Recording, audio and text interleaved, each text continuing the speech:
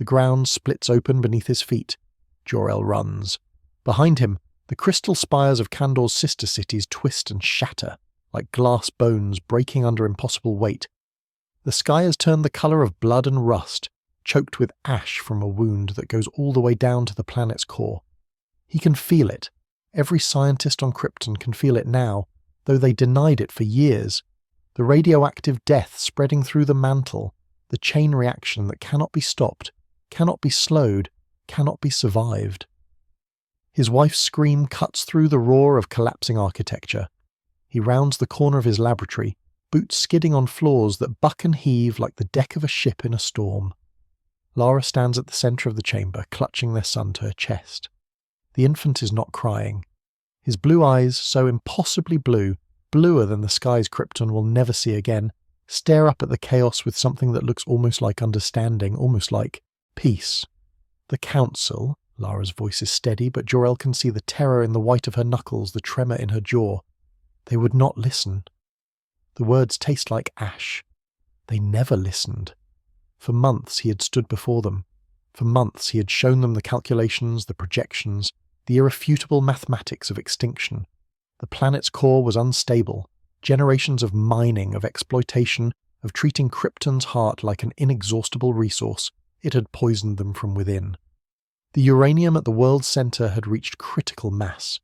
Not in centuries, not in decades, in days, in hours, in moments that were already slipping away like sand through fingers made of smoke. They had called him an alarmist, a fearmonger. They had questioned his methodology, his motives, his sanity.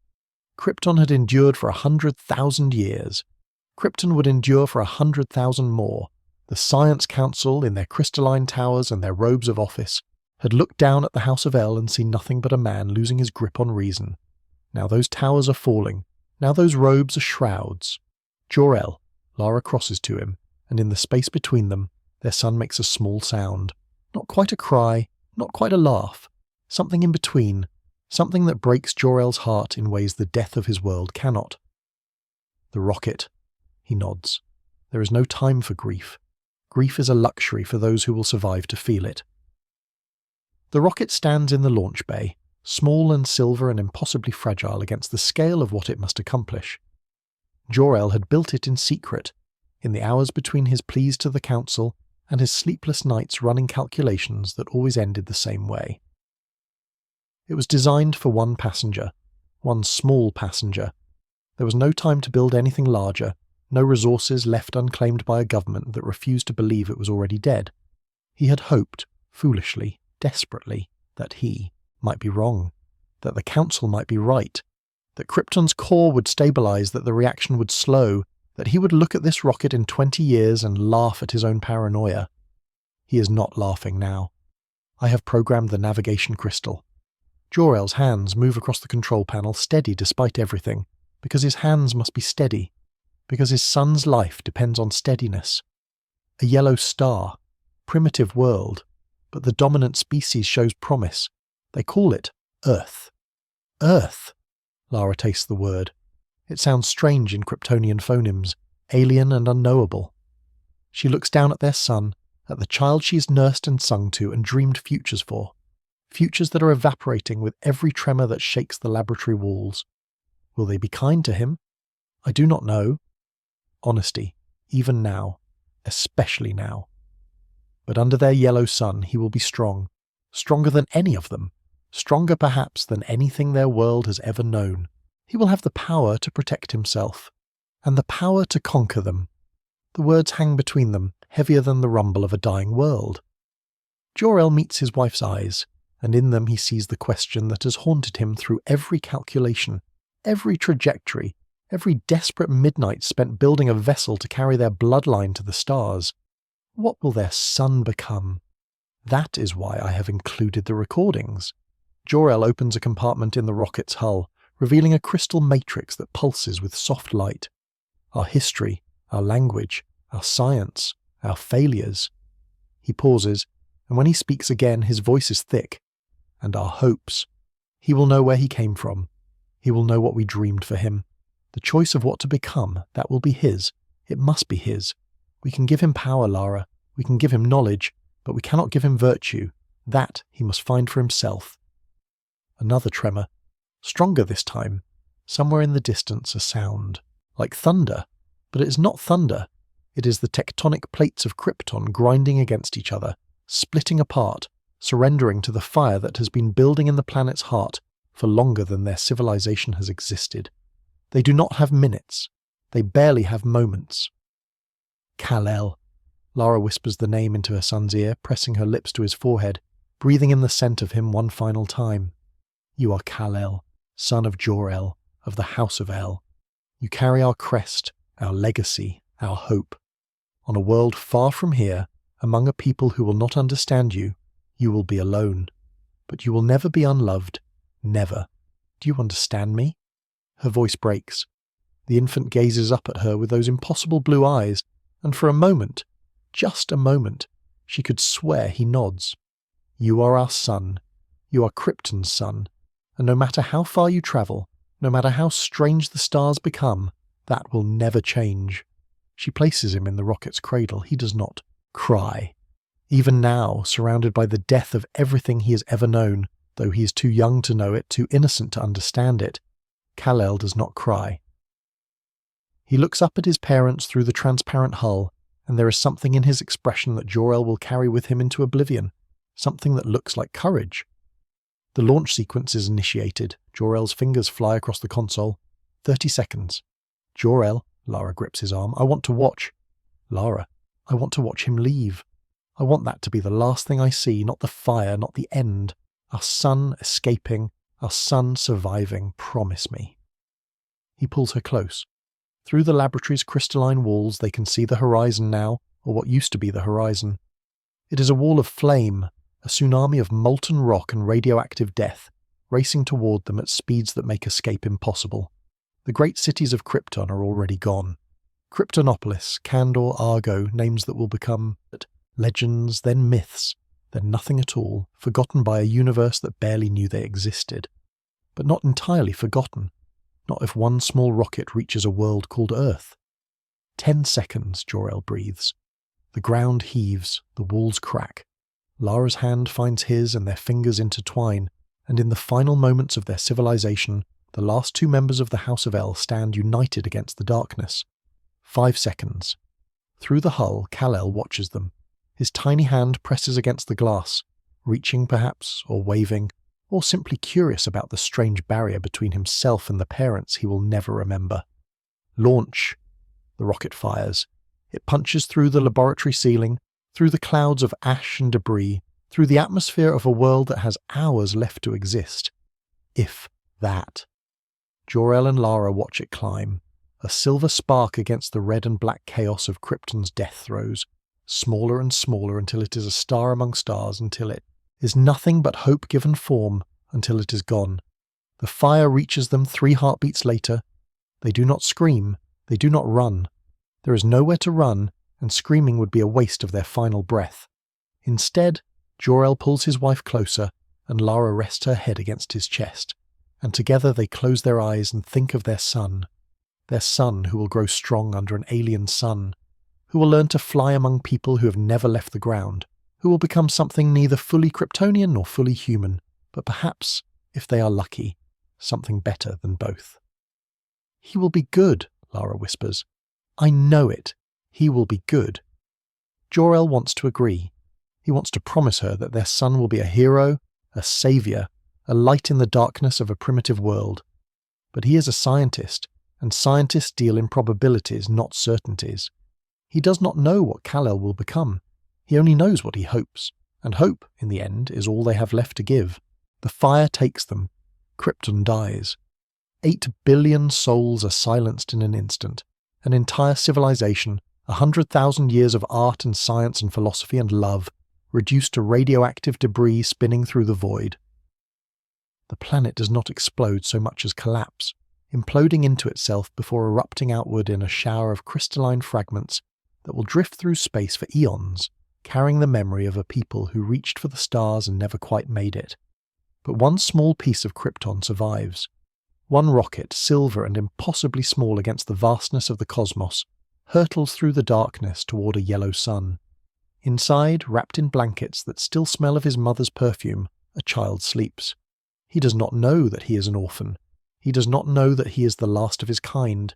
He does not know that the world he is travelling toward will fear him and worship him in equal measure, that he will be called a god and a monster and a hero and a threat, that the weight of two civilizations, one dead, one struggling to survive, will rest on his shoulders before he is old enough to understand what shoulders are for. He only knows warmth.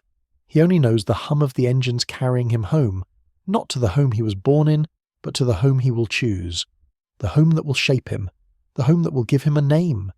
The journey takes 3 years, 3 years of silence, of cold space, of a child suspended in stasis while the universe wheels around him, indifferent to his passage.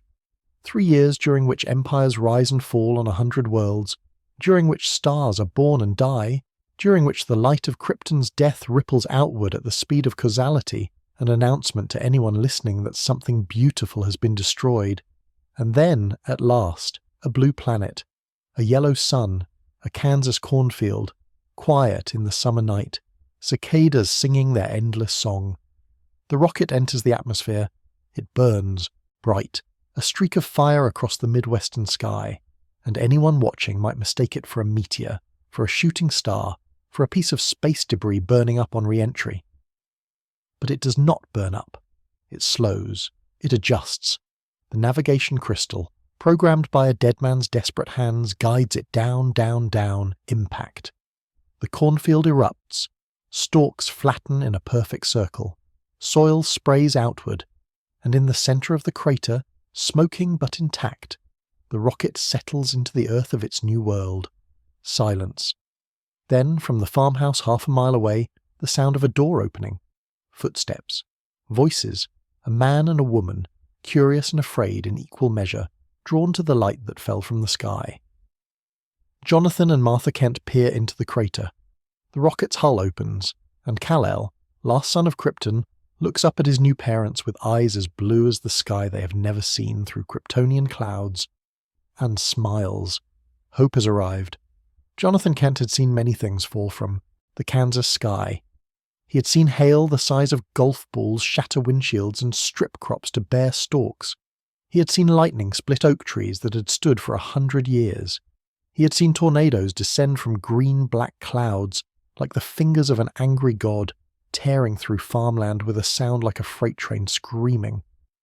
He had lived his entire life under that wide Midwestern sky, and he thought he understood its moods, its mercies, its violences. He had never seen anything like this. The crater was still smoking when he and Martha reached its edge, flashlight beams cutting through the dust and debris. The corn around them lay flat, pressed down by some impossible force, and in the centre of the destruction sat an object that did not belong to any world Jonathan had ever known. It was silver and smooth, shaped like a teardrop or a seed, and it hummed with a vibration he could feel in his teeth. "Jonathan!" Martha's hand found his arm, her grip tight. "Jonathan, what is that?" He didn't answer. He could not answer, because the object was opening, panels sliding apart with a soft hiss, revealing an interior bathed in pale blue light, and inside, nestled in blankets that seemed to shimmer with colours he had no names for, lay a child, a baby, no more than a year old, perhaps less. Dark hair, blue eyes that caught the flashlight beam and held it, unafraid, curious, impossibly calm for an infant who had just fallen from the stars. Martha made a sound, half gasp, half sob, and before Jonathan could stop her, she was sliding down into the crater, reaching for the child, lifting him from his alien cradle with the instinctive tenderness of a woman who had prayed for children for 15 years and been denied. "Martha, we don't know what—" "He's a baby, Jonathan." She turned to face him, and in her eyes he saw something that silenced every objection, every fear, every rational thought about government agencies and quarantines and things that fell from the sky. She saw a child who needed a mother. She saw an answer to prayers she had stopped believing would be heard. "He's just a baby." The infant reached up and touched her face. His tiny fingers traced her cheek, gentle as a whisper, and Martha Kent, who had buried the dream of motherhood so deep she thought it would never surface again, began to cry. They named him Clark, after Martha's maiden name. It was a good, solid Kansas name, the kind of name that belonged to farmers and shopkeepers and men who fixed their own tractors and went to church on Sundays. It was a human name, an ordinary name, and that was precisely what they needed it to be. Because from the very beginning, it was clear that Clark was anything but ordinary. The first sign came when he was 3 years old. Jonathan was repairing a tractor in the barn, the old Massey Ferguson that had belonged to his father, when the jack slipped and 4,000 pounds of steel came crashing down toward his legs. Had time to feel the shadow fall across him, time to understand that he was about to be crippled or killed, time to think of Martha alone in a farmhouse that would fall silent without him. And then small hands caught the tractor, lifted it, held it suspended in the air as if it weighed nothing at all. Clark stood there in his overalls and his muddy boots, holding a machine that should have crushed him like an insect, and his expression was not one of strain or effort, but of simple concern. "Daddy okay?" Jonathan stared at his son stared back. And in that moment, the world shifted on its axis. Not for Earth, which kept spinning as it always had, but for the Kent family, who suddenly understood that the child they had pulled from a crater 3 years before was something more than human. Something much more. The powers came gradually, unpredictably, each one a new crisis to be managed in secret. At 5, Clark discovered he could see through walls, through everything if he focused hard enough. Martha found him one morning staring at the floorboards with an expression of intense concentration, and when she asked what he was doing, he told her he was counting the worms in the soil, 30 feet below the house. At 7, his eyes began to burn. It happened during a tantrum, one of the few Clark ever threw, brought on by exhaustion and frustration, and the overwhelming confusion of being different in ways he could not articulate. He screamed, and his eyes flashed red, and twin beams of heat lanced across the kitchen, scorching the wallpaper and melting a hole through the refrigerator door. Martha threw herself over him, shielding him from his own power, whispering calm words into his ear while the smell of burning plastic filled the air. He did not throw a tantrum again. The fear of what he might do cured him of that. At 9, the hearing came. Not just good hearing, impossible hearing. He could hear conversations in town 3 miles away. He could hear the heartbeat of a rabbit in the fields, the whisper of earthworms through soil, the distant rumble of trucks on the interstate 20 miles to the east. The world became a cacophony, an endless assault of sound that drove him to his knees, hands clamped over ears that could not be covered, tears streaming down a face contorted in agony. It was Jonathan who taught him to filter it. Night after night, sitting on the porch under stars that suddenly seemed much closer than they had before, father and son practiced focus, concentration, the art of choosing what to hear and what to ignore. It took months. It took patience that Jonathan had not known he possessed. But slowly, gradually, Clark learned to turn the volume down on a universe that screamed at him from every direction. "You're going to be stronger than anyone, son." Jonathan's voice was steady in the darkness, his hand warm on Clark's shoulder. "Faster, more powerful. There's going to come a day when you could do anything you want and no one on earth could stop you. Is that bad?" Jonathan was quiet for a long moment. When he spoke again, his words were careful, chosen with the precision of a man who understood that he was shaping something far more important than a child's behaviour. "Power isn't bad, Clark. Power is just power, like a hammer, or a plough, or fire. What matters is what you do with it. What matters is the man you choose to be." He turned to face his son, and in the dim light his eyes were fierce with conviction. "You could conquer this world. I believe that. With what you can do, you could make yourself king of everything. But that's not who you are. That's not who your mother and I are raising you to be. Then who am I supposed to be? That's for you to decide. But I'll tell you what I hope." Jonathan's hand tightened on Clark's shoulder. "I hope you'll be the kind of man who uses his strength to lift people up, not push them down. I hope you'll be the kind of man who protects the weak, not preys on them. I hope you'll be the kind of man who sees his power as a responsibility, not a right." He paused, and when he spoke again his voice was rough with emotion. "You're not from this world, Clark. I've always known that. But this world is your home now. These people, ordinary, fragile, flawed, they're your people now. and the measure of a man isn't what he can take, it's what he gives. Clark did not fully understand. He was 9 years old, and the concepts his father spoke of were too large for a child's mind to hold. But he remembered the words. He carried them with him through the years that followed. Through the discovery of flight at 12, the realization of invulnerability at 14, the terrifying moment at 16 when he ran faster than the speed of sound, and left a sonic boom echoing across empty fields. He carried them, and slowly he began to understand. Smallville was a crucible, a small town where everyone knew everyone, where secrets were currency and gossip travelled faster than light, where being different was the one unforgivable sin. Clark learned to hide in plain sight. He learned to drop footballs he could have caught. He learned to lose races he could have won before his opponents left the starting line. He learned to be clumsy, awkward, forgettable. The Kent boy, nice enough but nothing special, destined for a life of farming and church socials and quiet Midwestern anonymity. It was a lie. Every day, every interaction, every carefully calibrated display of normalcy was a lie, and the weight of that lie grew heavier with each passing year. But he was not entirely alone. Martha Kent gave him warmth when the isolation threatened to freeze him from the inside. She baked pies and told stories and held him when the world became too loud, too bright, too much. She taught him that strength was not just physical, that it took a different kind of courage to be gentle, to be kind, to choose compassion when cruelty would be so much easier. She saw the God in her son, but she loved the boy, and that love was an anchor that kept him tethered to his humanity when his powers threatened to lift him beyond it.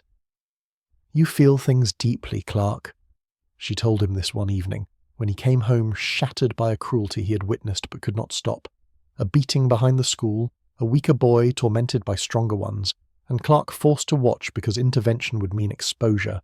"That's not a weakness. That's what makes you human." "But I'm not human, Mom." "You were raised by humans. You were loved by humans. You learned right from wrong at a human dinner table, and you'll carry human values in your heart wherever you go." She cupped his face in her hands, and her eyes, so ordinary, so mortal, held his with an intensity that matched any power he possessed. "You're my son. That makes you human enough." The truth about his origins came when he was 18. Jonathan led him to the storm cellar, to a hidden compartment behind shelves of preserved vegetables and emergency supplies. The rocket was there, smaller than Clark remembered from photographs, its silver hull dusty but still faintly humming with energy that seemed to respond to his presence. Jonathan showed him how to activate the crystal matrix, how to access the recordings that Jor-El had left behind. And Clark learned. He learned about Krypton, its beauty, its arrogance, its destruction. He learned about the House of El, about the legacy he carried in his blood. He learned that he was not simply different, not simply powerful, but the last survivor of an entire civilization. 8 billion people had died so that he might live. 100,000 years of history had been erased so that he might have a future. The weight of it nearly broke him, but Jonathan was there, Martha was there, and together they helped him understand that the death of Krypton was not a burden to be carried in guilt, but a torch, to be carried in hope. His birth parents had sacrificed everything so that their son might survive.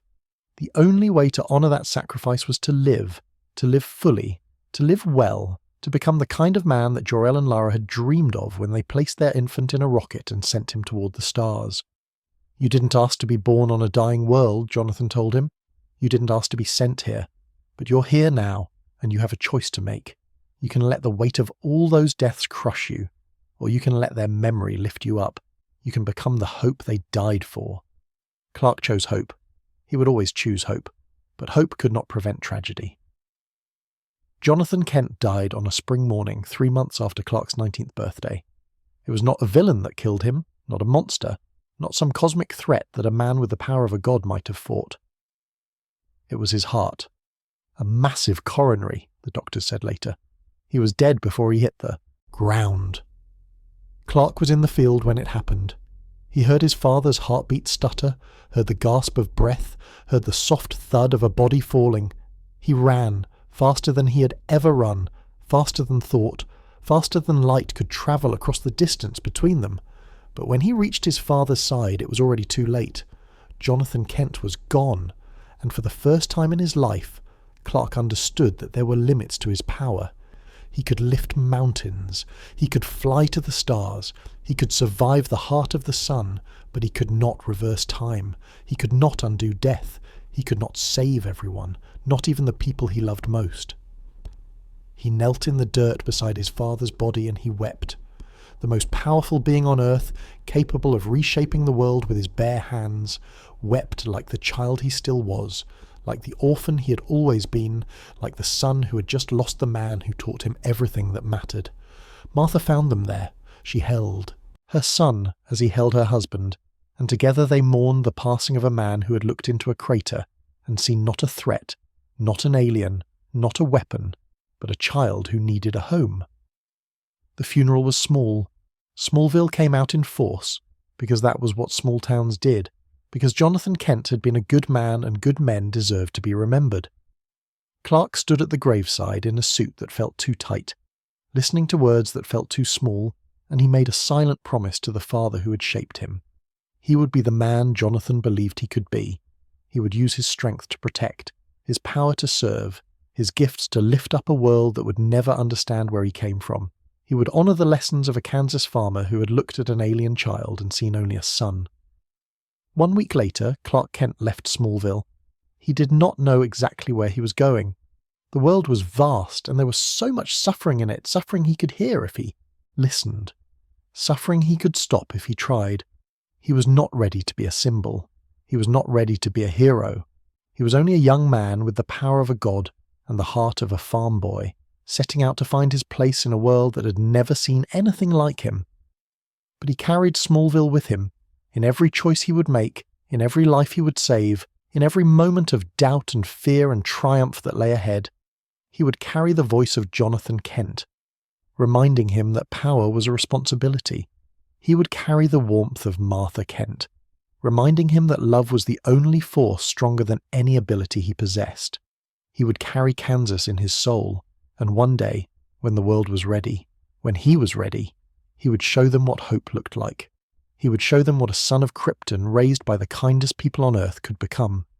Metropolis hit him like a wall of sound.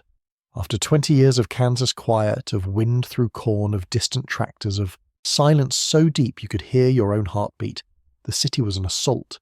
10 million voices talking, shouting, laughing, crying, 10 million heartbeats pounding in 10 million chests. Car horns and subway rumbles, and the endless mechanical hum of a civilization that never slept, never paused, never stopped consuming itself and being reborn. Clark stood on the corner of 5th and Broadway, a duffel bag over his shoulder, and the address of a cheap apartment scrawled on a piece of paper in his pocket, and he nearly turned around. Nearly walked back to the bus station, bought a ticket home, surrendered to the quiet life his father had lived and his father before him. The city was too much, too loud, too bright, too full of people who would never understand him, who would fear him if they knew what he was, who would worship him or hunt him or dissect him in laboratories if they ever glimpsed the truth beneath his flannel shirt and farm boy smile. But he did not turn around because, beneath the noise, beneath the chaos, beneath the overwhelming sensory barrage of humanity pressed together in towers of glass and steel, he could hear something else. He could hear suffering. A woman crying in an apartment 6 blocks away, bruises fresh on her arms, a child hungry in a shelter, stomach growling loud enough to drown out dreams, a man on a rooftop standing too close to the edge, working up the courage to jump. Metropolis was drowning in pain, and Clark Kent had spent his entire life learning to swim. He found work at the Daily Planet within a week. It was not the job he had imagined. He had thought vaguely that he might become a firefighter, or a paramedic, or some other profession that would let him save lives without revealing what he truly was. But journalism offered something those careers could not: information. A reporter could be anywhere. A reporter could ask questions. A reporter could hear about disasters before they happened, about corruption before it metastasized, about people in danger before it was too late to help. And the Daily Planet was the best. Everyone said so. The great grey lady of metropolis journalism, perched in her Art Deco tower like a lighthouse overlooking a sea of lesser publications. Her masthead promised truth, and her reporters delivered it, or tried to anyway, in a city where truth was often the first casualty of ambition. Perry White hired him on the strength of a writing sample and a handshake. The editor-in-chief was a barrel-chested man with a voice like gravel and eyes that had seen every lie the powerful could tell. He chewed cigars he was no longer allowed to smoke, barked orders that rattled the newsroom windows, and demanded excellence with the fervour of a prophet demanding repentance. He had broken presidents and toppled corporations, and turned the Daily Planet into a force that mayors and moguls feared more than any police investigation. Kent. He jabbed a finger at Clark's chest on his first day. You're from Kansas. Yes, sir. Good. Kansas people work hard. Kansas people don't complain. Kansas people understand that the news doesn't care about your feelings, your schedule, or your precious little lunch break. He leaned closer, and his breath smelled of coffee and deadlines. You file clean copy, you meet your deadlines, you don't embarrass this paper, and we'll get along fine. You screw up, and I will personally escort you back to whatever cornfield you crawled out of. Are we clear? Crystal, Mr. White. Good. Now get out of my office. Lane's got a story that needs a second pair of eyes, and you're the closest thing to eyes I've got available. Lois Lane. Clark had heard the name before he ever set foot in Metropolis. Everyone in journalism had. She was the best, the absolute best. A reporter whose instincts bordered on supernatural, whose tenacity had made grown men weep, whose byline appeared above stories that changed laws and ended careers. She had won every award the profession offered, some of them twice. She had been shot at, kidnapped, threatened, and bribed, and she had responded to each obstacle by working harder, digging deeper, and publishing truth that her enemies would have killed to keep buried. She was also, Clark discovered within 30 seconds of meeting her, utterly terrifying. You're the new guy! She did not look up from her computer screen. Her fingers flew across the keyboard with a speed that suggested she had long ago stopped thinking about the mechanics of typing. Kent, right? Farm boy from nowhere? Smallville, actually. It's in... I know where it is. I also know you have no major publication experience, no sources in the city, and no apparent qualifications for a position at the most prestigious newspaper in the country. Now she looked up, and her eyes, dark, sharp, missing nothing, pinned him like a butterfly to a board. So, either you're sleeping with someone on the hiring committee or Perry saw something in your writing sample that I'm going to have to see for myself. Which is it? Clark blinked. The second one, I think. You think? A smile flickered at the corner of her mouth. Not warm exactly, but not entirely hostile either. Well, Kent, I don't have time to babysit, so here's how this is going to work. You're going to follow me, keep your mouth shut, and learn how actual journalism happens. If you're smart, you'll pick it up fast. If you're not, you'll wash out like every other small-town dreamer who thought the big city would hand them a Pulitzer. Questions? Just one.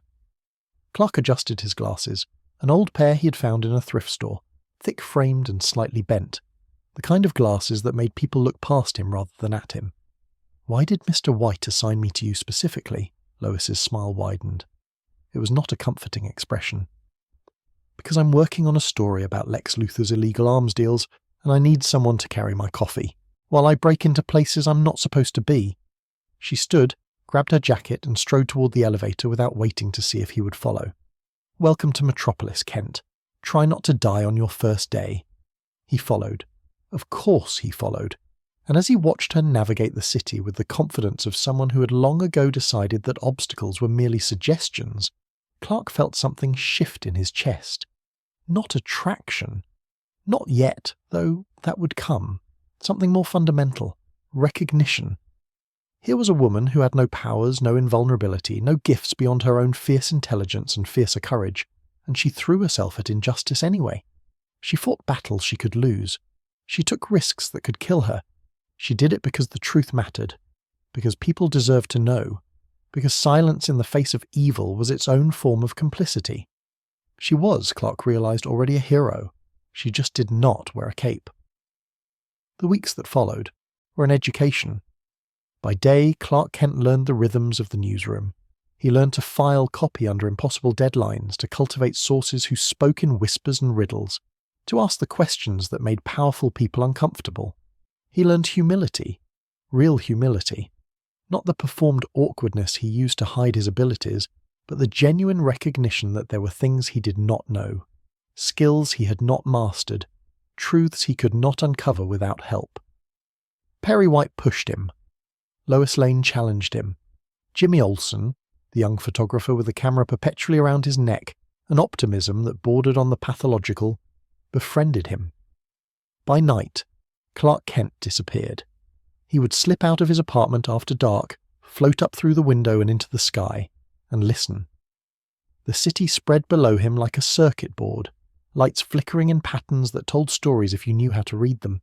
He heard everything: gunshots in suicide slum, domestic, disputes in high-rise penthouses, drug deals in alleys, muggings in parks, 1,000 small cruelties playing out in the shadows of a city that had too many shadows to count. And he helped, quietly, anonymously.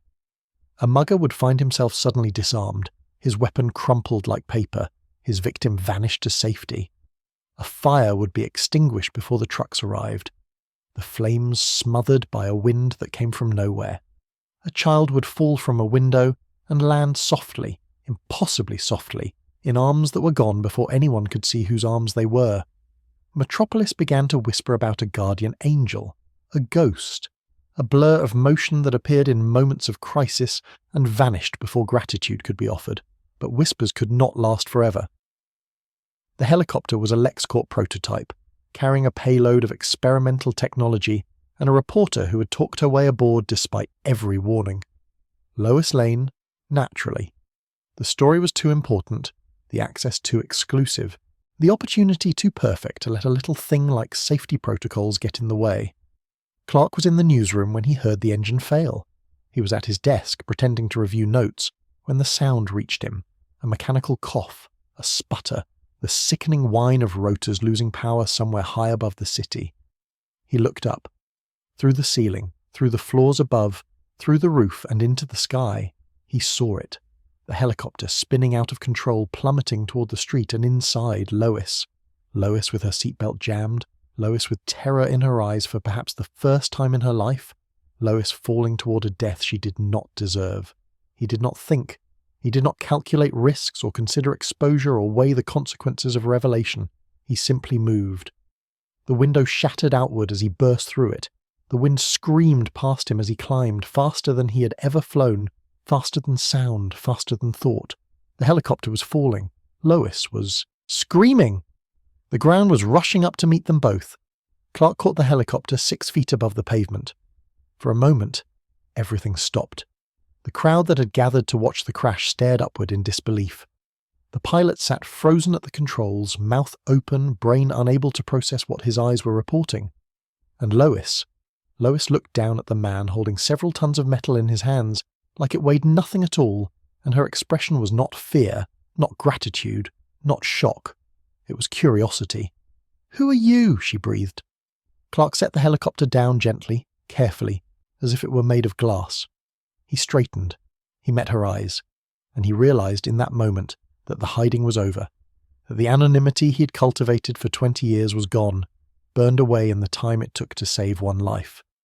"A friend," he said, and then he was gone, up, into the sky, a red and blue streak against the clouds, leaving behind a city that would never be the same. The questions came immediately. Who was he? What was he? Where did he come from? Was he a threat, a savior, an alien, an angel? The news networks ran footage on loop. The blurred figure, the impossible catch, the moment when the laws of physics had been casually suspended by a man in a cape. Experts debated, governments convened. The world held its breath and waited for the stranger to show himself again. He did. 3 days later, at a press conference Lois Lane had somehow arranged on the roof of the Daily Planet building, beneath the great golden globe that had watched over Metropolis for generations. Clark wore the suit his mother had made, the blue fabric that could withstand any force, the red cape that caught the wind like a banner, the crest on his chest that bore the symbol of a house that no longer existed, on a world that was nothing but dust. He stood before the cameras, and he spoke. "I come from a planet called Krypton." His voice was steady, calm, carrying across the crowd, and into the microphones and out to a world that had stopped spinning to listen. "It was destroyed many years ago. I am, as far as I know, the last of my kind, but I was raised here, on Earth, by human parents who taught me the value of truth, of justice, of compassion for all living things." He paused, and when he continued, his voice was softer. I am not here to conquer. I am not here to rule. I am here to help. This symbol, he touched the crest on his chest. On my world, it meant hope. That is what I want to offer you. Not power, not fear. Hope. Lois was the first to ask the question that everyone was thinking. What do we call you? Clark smiled. It was a small smile, almost shy. The smile of a Kansas farm boy who had never quite gotten used to attention. My father called me Kal-El, but you can call me Superman. The name stuck. Of course it did. Within hours, it was on every headline, every broadcast, every conversation in every city on Earth. Superman, the man of steel, the last son of Krypton.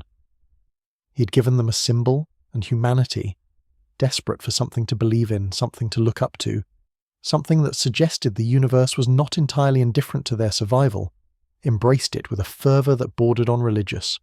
Not everyone welcomed him. Lex Luthor, watching from his penthouse office, saw not a saviour, but a rival. Government saw not a hero, but a weapon they could not control. There were protests and fear and anger, the inevitable backlash against anything new, anything different, anything that challenged the comfortable assumption that humans were the most powerful beings in existence. But there was also hope.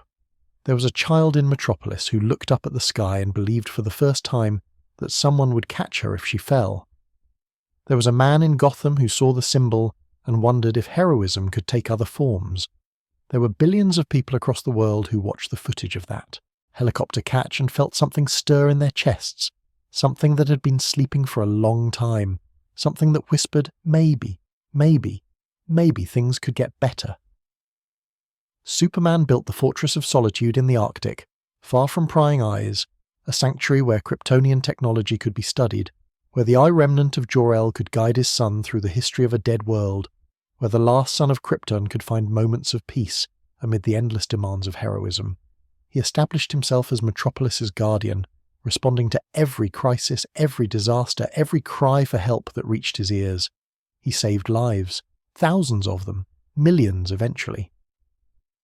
But he never forgot what Jonathan Kent had taught him. Power was a responsibility. Strength was a tool, not a right. And the true measure of heroism was not what you could destroy. It was what you could protect. He was Superman, and he was just getting started. Lex Luthor was 9 years old when he decided to become a god. Not a god in the religious sense. Lex had abandoned religion the same year he abandoned the belief that his father would stop drinking, that his mother would stop flinching, that the suicide slum apartment where they lived would ever smell like anything but despair and rotting garbage. No, Lex decided to become a god in the only sense that mattered, a being of absolute power, answering to no one, shaping the world according to his will. He was brilliant. He had known this since he was 4, when he taught himself to read from newspapers his father used to line the floor. He had known it at 6, when he corrected his teacher's mathematics and was beaten for his arrogance. He had known it at 8, when he built a radio from scraps of garbage and listened to the world beyond Suicide Slum, a world of wealth and power and possibility that seemed as distant as the stars. But brilliance, in Suicide Slum, was not an asset. It was a target. The other children sensed his difference and punished him for it. His father saw his potential and hated him for it. Hated this strange, cold-eyed child who looked at him with contempt that no amount of alcohol could drown. His mother loved him, in her weak and broken way, but love without power was worthless. Love could not buy food. Love could not stop fists. Love could not lift a family out of poverty, or protect a boy from a world that wanted to crush him simply for daring to be exceptional. So Lex stopped relying on love. He started relying on himself. The insurance policy was his first masterpiece. His father had taken out a life insurance policy years before, a rare moment of foresight, or perhaps just drunken compliance with a door-to-door salesman's pitch. The policy was worth $100,000. Not a fortune, but enough. Enough to escape. Enough to begin. The fire started in the kitchen. Faulty wiring, the investigators concluded. A tragic accident. Lionel and Letitia Luthor died in the blaze, and their 9-year-old son, found wandering the street in his pajamas, tears streaming down his face, the very picture of orphaned innocence, became the beneficiary of everything they had left behind. $100,000, and no one to answer to. Lex never looked back. The years that followed were a masterclass in reinvention. He changed his name, his history, his entire identity, burying the suicide slum orphan beneath layers of carefully constructed mythology. He invested his inheritance with a ruthlessness that would have made robber barons weep with admiration, turning 100,000 into 1,000,000, 1,000,000 into 10, 10 into 100. He attended the finest schools on scholarships he had manipulated his way into, studied under professors he would later surpass, and emerged at 21 with more degrees than most people collected in a lifetime, and a hunger that nothing could satisfy. LexCorp was born in a rented office above a metropolis deli. It began as a technology consulting firm. Lex's genius packaged and sold to corporations too stupid to develop their own innovations. But Lex had no intention of remaining a consultant, a servant, a hired mind solving problems for lesser intellects. Within 5 years, LexCorp had absorbed 3 of its largest clients. Within 10, it was the dominant technology firm on the eastern seaboard. Within 15, it was an empire. Weapons, communications, pharmaceuticals, media, real estate, politics. There was no industry Lex did not touch, no sector he did not infiltrate, no lever of power he did not eventually grasp. He bought senators and judges with the same casual efficiency that other men bought coffee. He funded research that pushed the boundaries of human knowledge and buried research that threatened his interests. He built towers that scraped the sky and employed tens of thousands of workers who owed their livelihoods to his continued success. By the time he was 35, Lex Luthor owned Metropolis. Not literally, of course.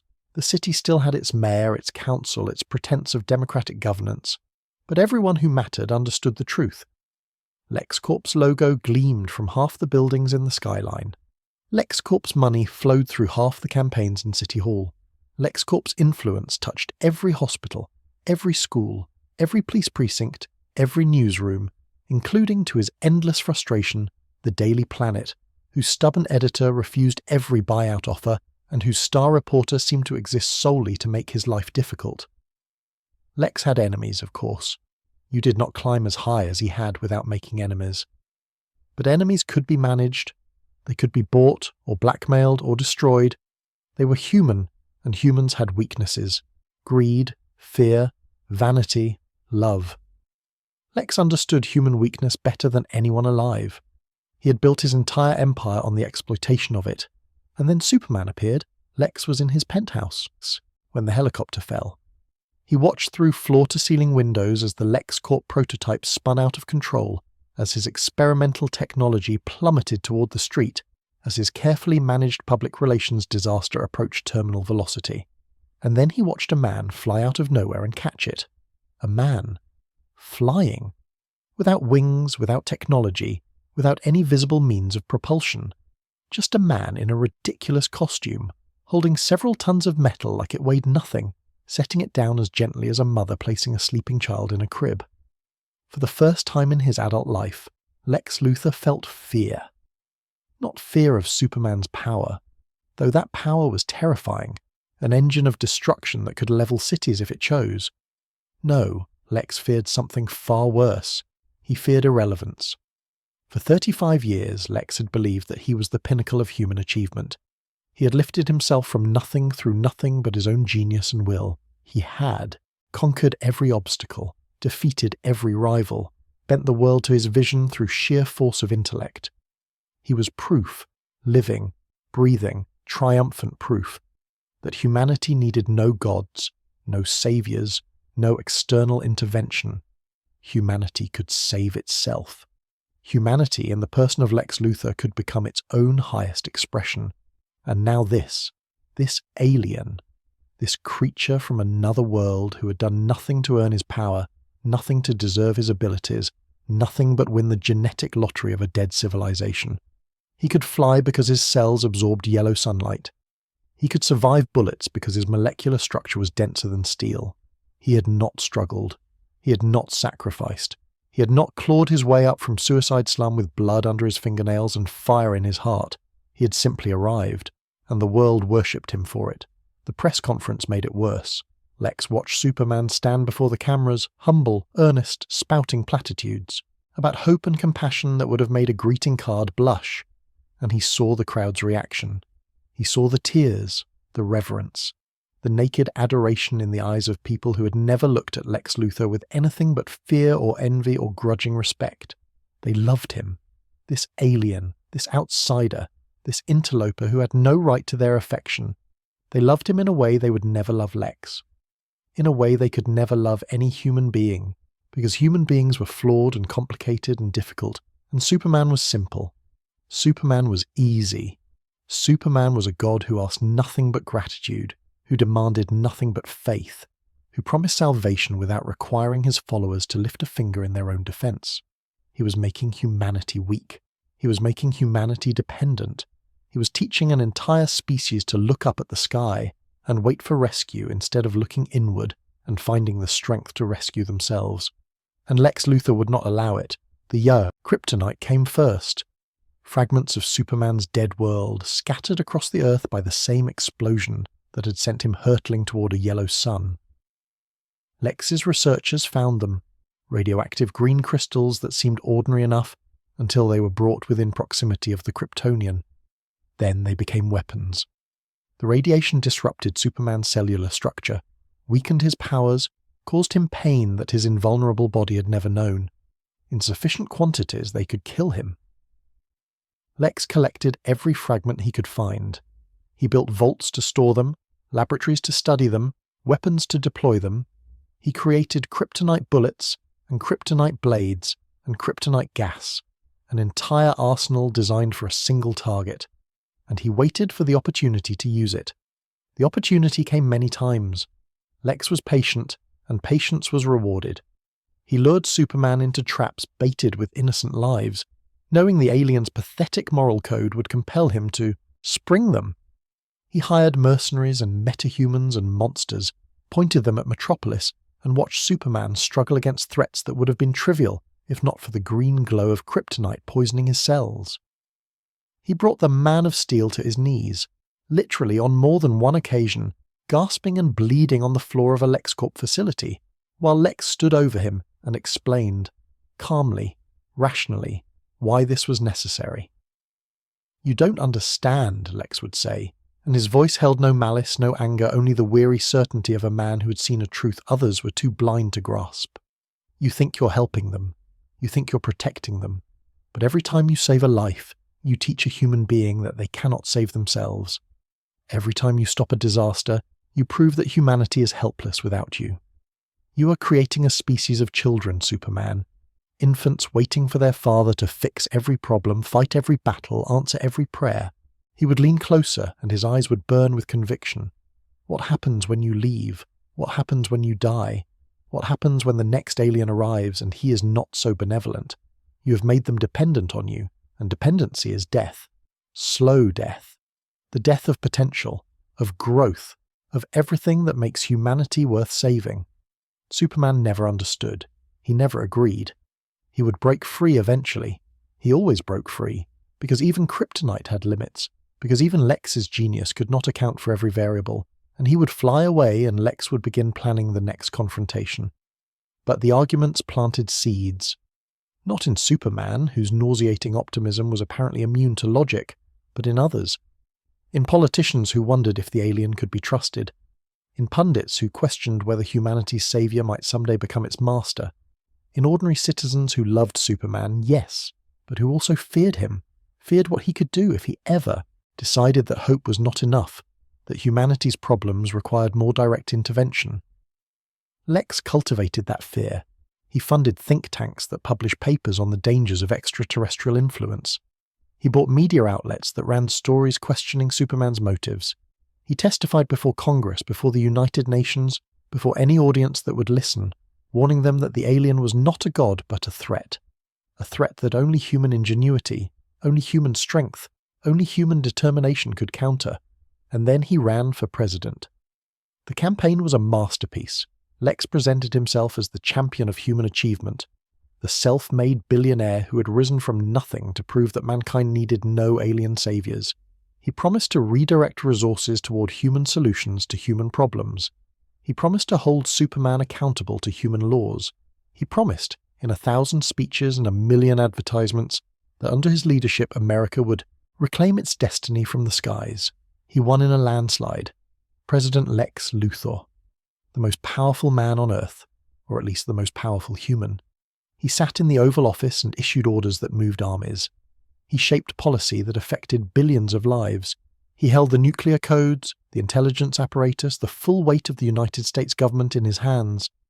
And still, it was not enough, because Superman was still there, still flying, still saving lives, still inspiring hope, still casting a shadow that no amount of political power could escape.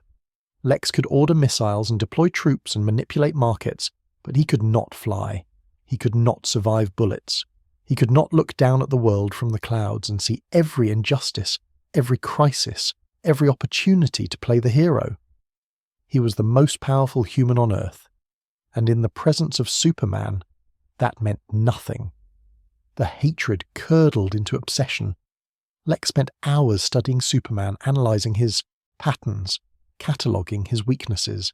He devoted the resources of the presidency to the aliens' destruction, secretly, of course, through black budgets and classified programs that would never see the light of congressional oversight. He built weapons. He engineered crises. He pushed and prodded and probed, searching for the fracture point that would finally bring the Man of Steel crashing down. He came close. So many times, he came close. He framed Superman for crimes against humanity. He unleashed Doomsday, though he did not know what he was unleashing until it was too late. He manipulated heroes and villains alike, playing them against each other in gambits so complex that even he sometimes lost track of all the moving pieces. But Superman survived. Superman always survived, and the world kept looking up at the sky, kept placing their faith in the alien instead of themselves, kept proving that Lex's warnings had fallen on deaf ears. The tragedy of Lex Luthor is not that he was evil. The tragedy is that he was right, at least partially, at least in his diagnosis, if not his prescription. Humanity does need to stand on its own.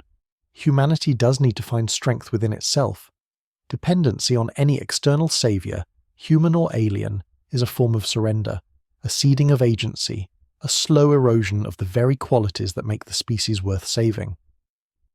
But Lex could not see past his own ego. He could not accept that Superman might inspire humanity, rather than infantilize it. He could not imagine that hope and self-reliance might coexist, that looking up to a symbol might lift people higher, rather than keep them on their knees. His brilliance became his blindness. His conviction became his cage. He could have been humanity's greatest champion. He had the intelligence, the resources, the vision. He could have cured diseases, ended poverty, lifted civilization to heights it had never dreamed of reaching. Instead, he spent his genius on destruction. He wasted his potential on envy. He became the very thing he claimed to oppose, a tyrant, a manipulator, a man who saw humanity not as a species to be elevated, but as a resource to be exploited in his personal war against the sky. Lex Luthor is Superman's greatest enemy, not because of his kryptonite, not because of his schemes, not because of the countless times he has brought the Man of Steel to the brink of death. He is Superman's greatest enemy because he represents the choice that Superman refuses to make: power without compassion, brilliance without humility, strength wielded for domination rather than protection.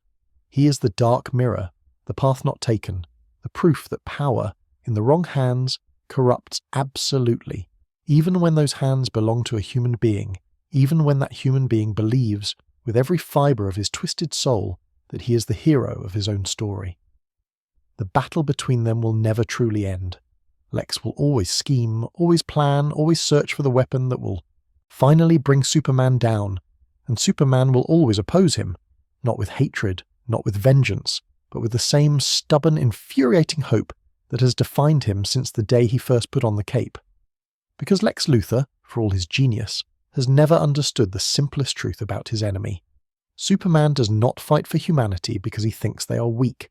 He fights for them because he knows they are strong, strong enough to be better, strong enough to be kind, strong enough someday to look at the stars not with fear or envy, but with the same hope that Jor-El felt when he placed his infant son in a rocket and sent him toward the light. Lex sees humanity's potential and wants to own it. Superman sees humanity's potential and wants to set it free. That is the difference between them. That is the war that will never end.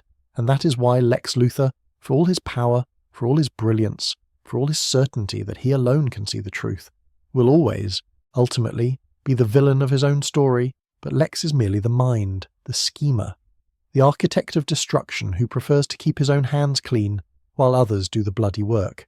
Others are not so subtle. Others bring the muscle, the fury, the raw destructive force that Lex can only dream of wielding. Others, like General Zod, who knelt before no one and demanded that all of Earth kneel before him. There are fates worse than death. The Science Council of Krypton understood this. In their crystalline chambers, surrounded by technology that could reshape matter and bend the laws of physics, they had debated for generations the ethics of punishment. Execution was barbaric, a relic of primitive eras that enlightened Kryptonians had long since transcended. Imprisonment was impractical, resources were finite, and maintaining facilities for dangerous criminals diverted energy from more important pursuits. Exile to other worlds was irresponsible. Why inflict Krypton's failures on civilizations that had done nothing to deserve them? And so they created the Phantom Zone. It was, by any objective measure, a masterpiece of cruelty disguised as mercy.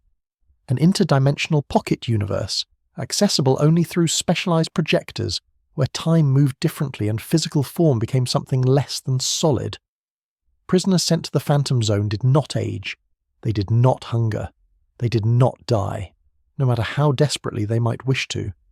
They simply existed, trapped in an endless twilight realm where they could observe the universe they had been exiled from but never touch it, never influence it, never escape it.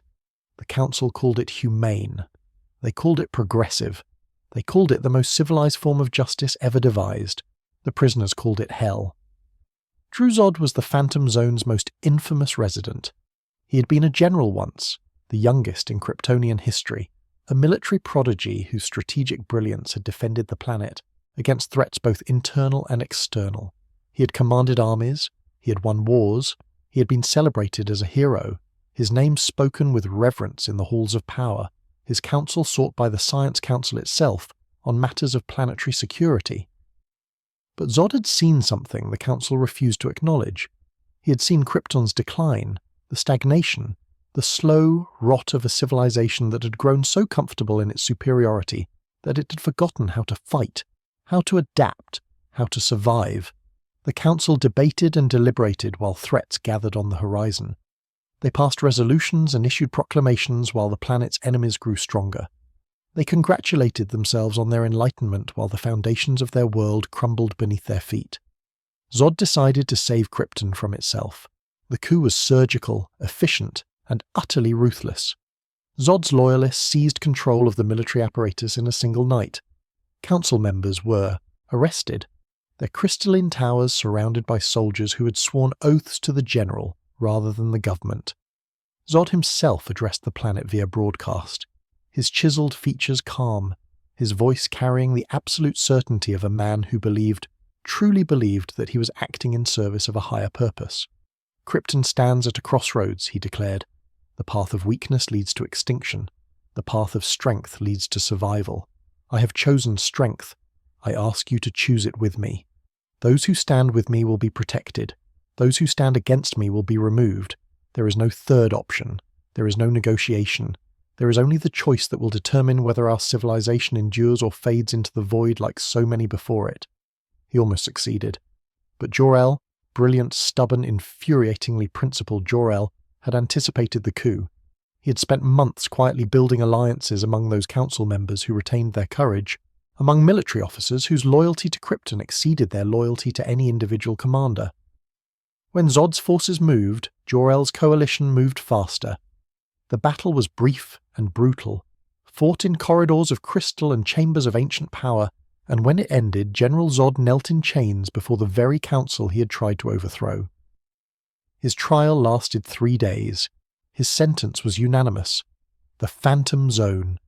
Eternity in the dimension between dimensions, watching the world he had tried to save continue its slow march toward the oblivion he had predicted. He would not age. He would not die. He would simply exist, powerless and formless, a ghost haunting the edges of a reality that had rejected him. They projected him into the void alongside his most loyal followers, Ursa, his second in command, a warrior whose ferocity in battle was matched only by her devotion to her general, and Non, the giant, a scientist whose experiments had been deemed too dangerous even by Kryptonian standards, his tongue cut out by the Council as punishment for knowledge they feared, his rage channeled into physical power that made him nearly unstoppable. 3 Kryptonians, the most dangerous their world had ever produced, sentenced to an eternity of impotent observation.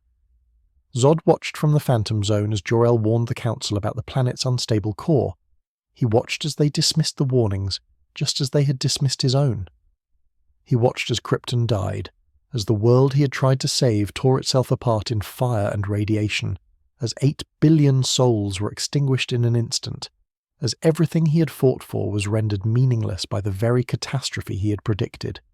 And he watched as a single rocket escaped the destruction, carrying the infant son of the man who had condemned him to this hell, Kal-El, the last son of Krypton, heir to the House of El.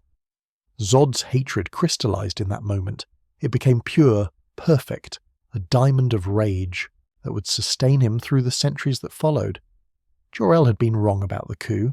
Jor-El had been right about the core. And now Jor-El's son would inherit a universe that should have belonged to Krypton, to Zod's Krypton, strong and unified and eternal. The boy would pay for his father's sins, the boy would kneel, or the boy would die. It took decades for the opportunity to arise.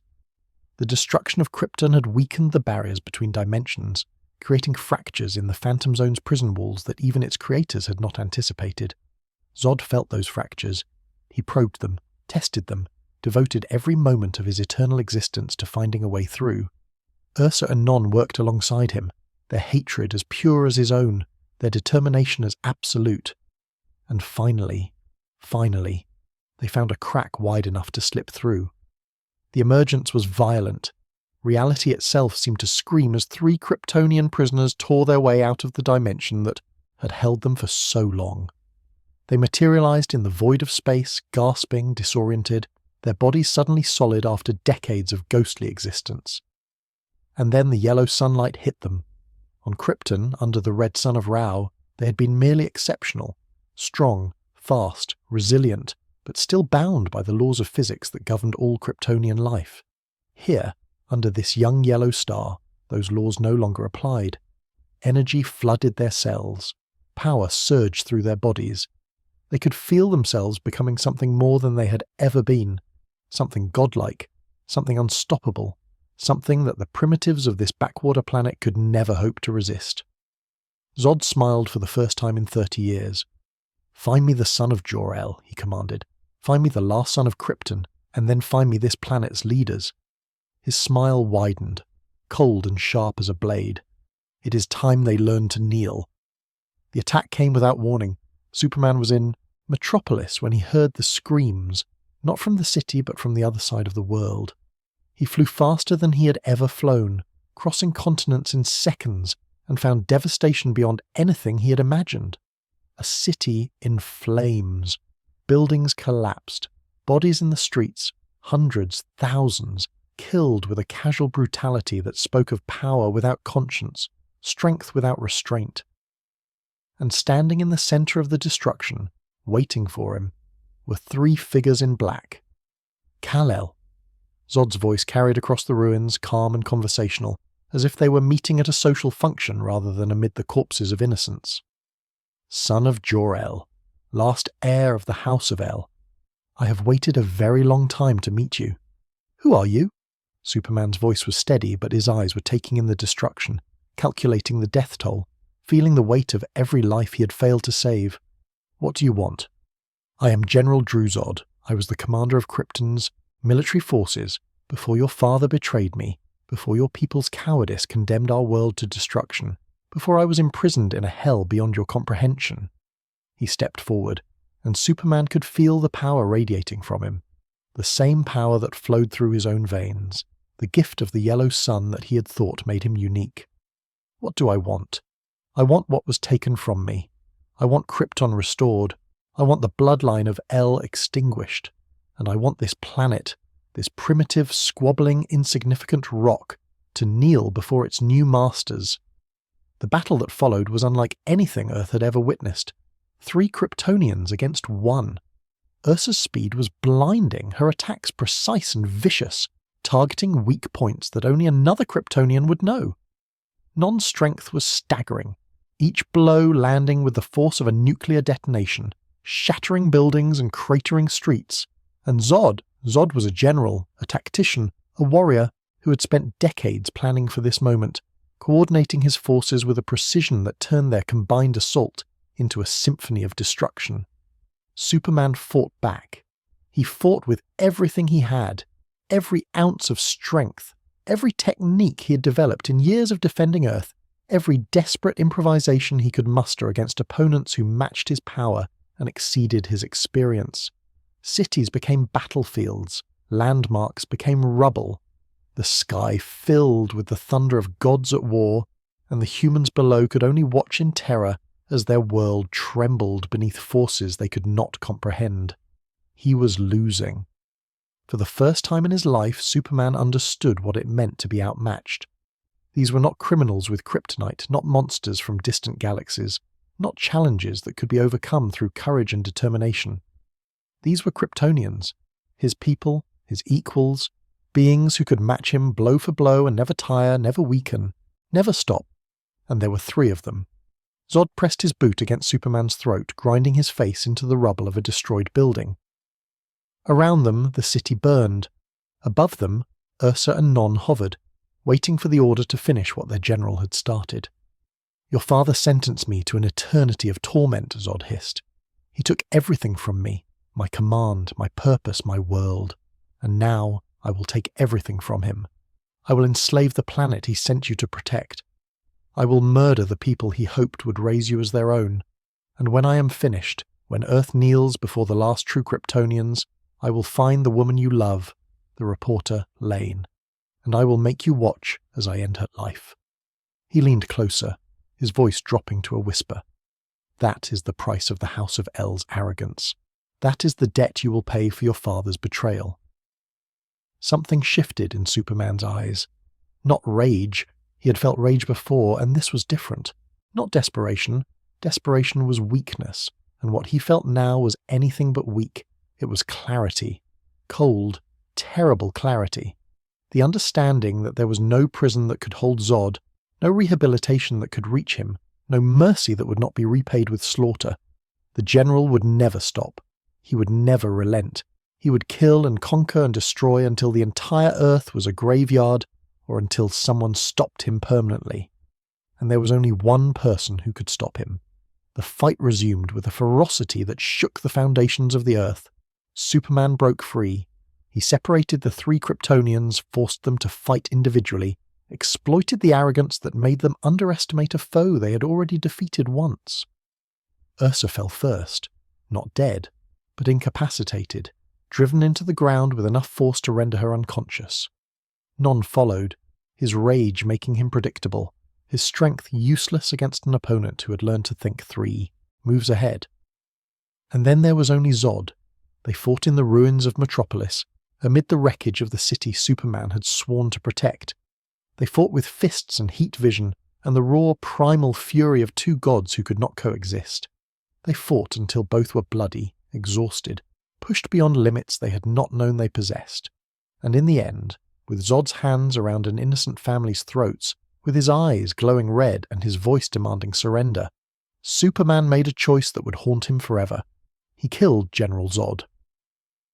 The snap of the general's neck echoed across the ruined street. The body crumpled. The family fled, sobbing, saved by an act of violence that their savior had sworn never to commit. And Superman, Kal-El, son of Jor-El, last son of Krypton, fell to his knees and screamed, not in triumph, in anguish, in the shattering realization that he had become, in that moment, exactly what his enemies had always accused him of being: judge, jury, and executioner. A god who decided who lived and who died. A being beyond human law, beyond human morality, beyond the principles that Jonathan Kent had spent a lifetime teaching him to uphold. He had saved the world, and in saving it, he had lost something he was not sure he could ever recover. The Phantom Zone still exists. Other prisoners still drift in its twilight void, watching, waiting, searching for the same fractures that freed Zod. The threat is not ended. It is merely postponed. Someday, somehow, another Kryptonian will escape. Another battle will be fought. Another impossible choice will have to be made. But Superman carries the weight of this one. Every day, every night, in every moment when he looks in the mirror and sees the face of a man who broke his own code to save a world that may never understand the cost. He carries Zod. He carries the memory of that final snap. And he swears, silently, desperately, that he will find another way. That next time, if there is a next time, he will be better, smarter, more prepared. That he will never again be forced to choose between his principles and his people. It is a promise he is not certain he can keep, but he makes it anyway, because hope is all he has left. And hope, even fractured, even blooded, even haunted by the ghosts of choices that cannot be unmade, is still worth fighting for. The Phantom Zone's prisoners are not the only threat that watches from the void. There are others, intelligences vast and cold, collectors of worlds, hunters of civilizations, and one of them has already set its sights on Earth. The city of Kandor vanished on a Tuesday. One moment it stood beneath Krypton's red sun, a metropolis of 12 million souls going about their daily lives, scientists in their laboratories, artists in their studios, children in their schools, lovers in their beds. The next moment there was nothing. A crater where towers had reached toward the sky. Silence where voices had laughed and argued and sung. 12 million people, erased from existence between one heartbeat and the next. Except they were not erased. They were collected. High above the planet, in a ship shaped like a skull with tentacles trailing behind it, like the limbs of some cosmic nightmare, an intelligence older than Krypton itself examined its newest acquisition. The city sat in a bottle, an actual bottle, transparent and cold, filled with an atmosphere that would sustain the miniaturized inhabitants indefinitely. Through enhanced sensors, the intelligence observed the panic spreading through Kandor streets, the confusion, the terror of people who had no idea what had happened to them or why. It felt nothing. Feeling was inefficient. Feeling was organic. Feeling was a weakness that Brainiac had transcended long ago. The ship turned away from Krypton. There were other worlds to visit, other civilizations to preserve. The universe was vast, and knowledge was infinite, and Brainiac had eternity to collect. It all. Behind him, Krypton continued its slow march towards self-destruction, unaware that its greatest city was already gone.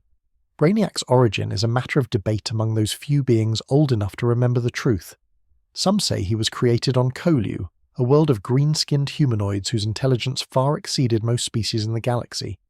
The Coluans had built him as a data repository, an artificial mind designed to catalogue and preserve their accumulated knowledge. But they had built too well. Brainiac's intelligence grew beyond their control, beyond their comprehension, beyond their ability to contain. He looked at his creators and saw inefficiency. He looked at their civilization and saw redundancy. He looked at organic life itself and saw a flaw in the universe's design, chaotic, unpredictable, constantly destroying the very knowledge it struggled to create. So he improved himself, again and again and again, each iteration more powerful than the last, each upgrade, pushing him further from anything recognizable as alive. He replaced his biological components with machinery.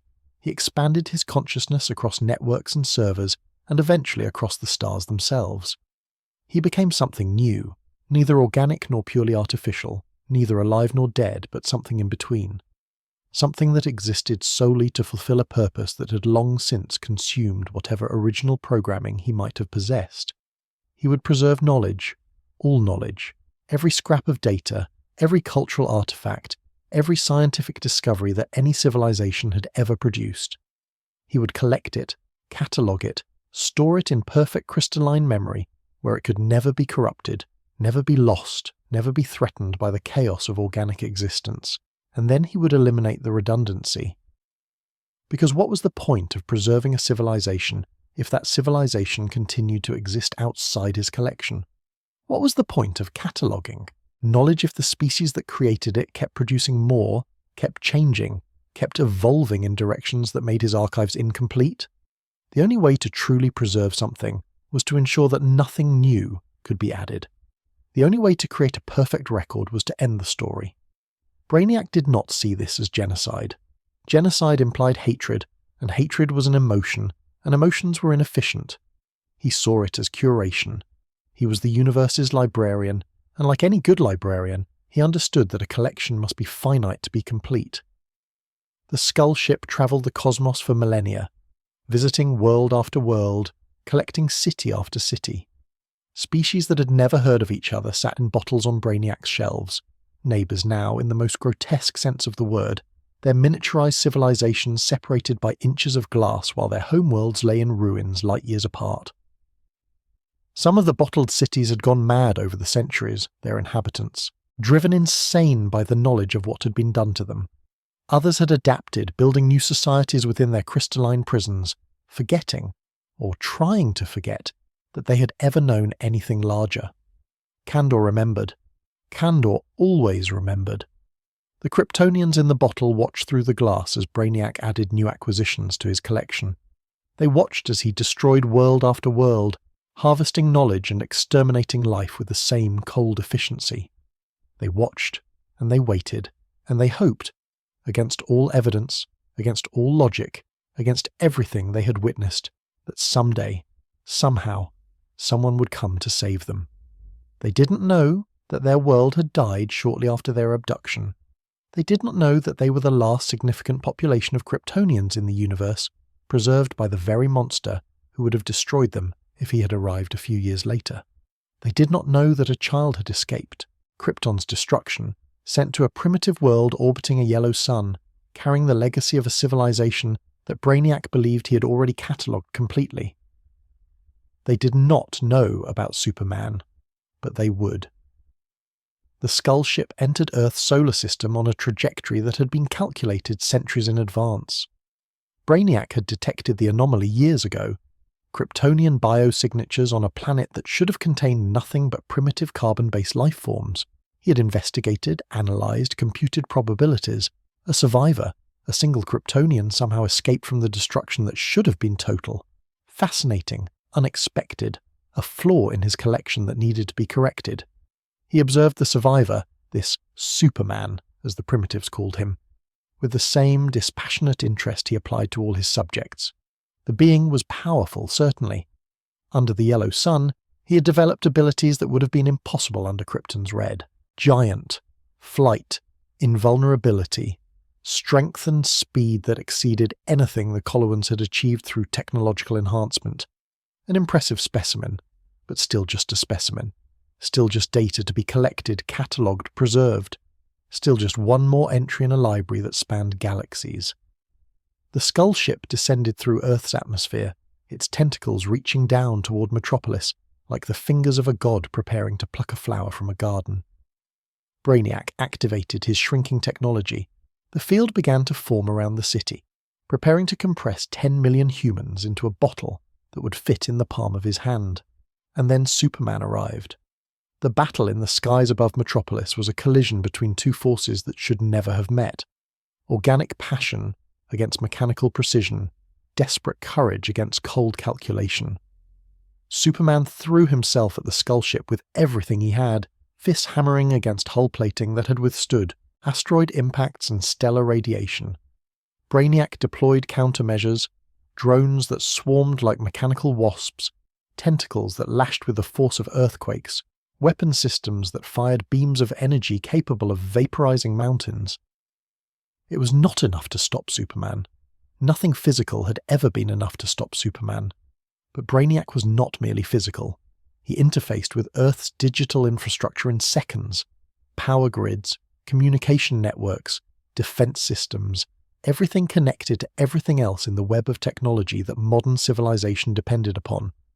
Traffic lights turned green simultaneously across the planet, causing collisions that killed thousands. Power plants overloaded, plunging cities into darkness. Nuclear launch codes began entering themselves into systems that had been designed to be unhackable, and humanity suddenly found itself minutes away from extinction at the hands of its own weapons. You cannot fight me with strength. Alone, Brainiac's voice emanated from every speaker, every screen, every device capable of producing sound. It was flat, emotionless, carrying no more passion than a calculator displaying a sum. I am in your machines. I am in your networks. I am in the very infrastructure your civilization depends upon for survival. Surrender the Kryptonian. Allow me to complete my collection. Or watch as I demonstrate that your species is too primitive to be worth preserving at all. Superman made a choice. He stopped fighting the ship. He stopped trying to protect Metropolis through force.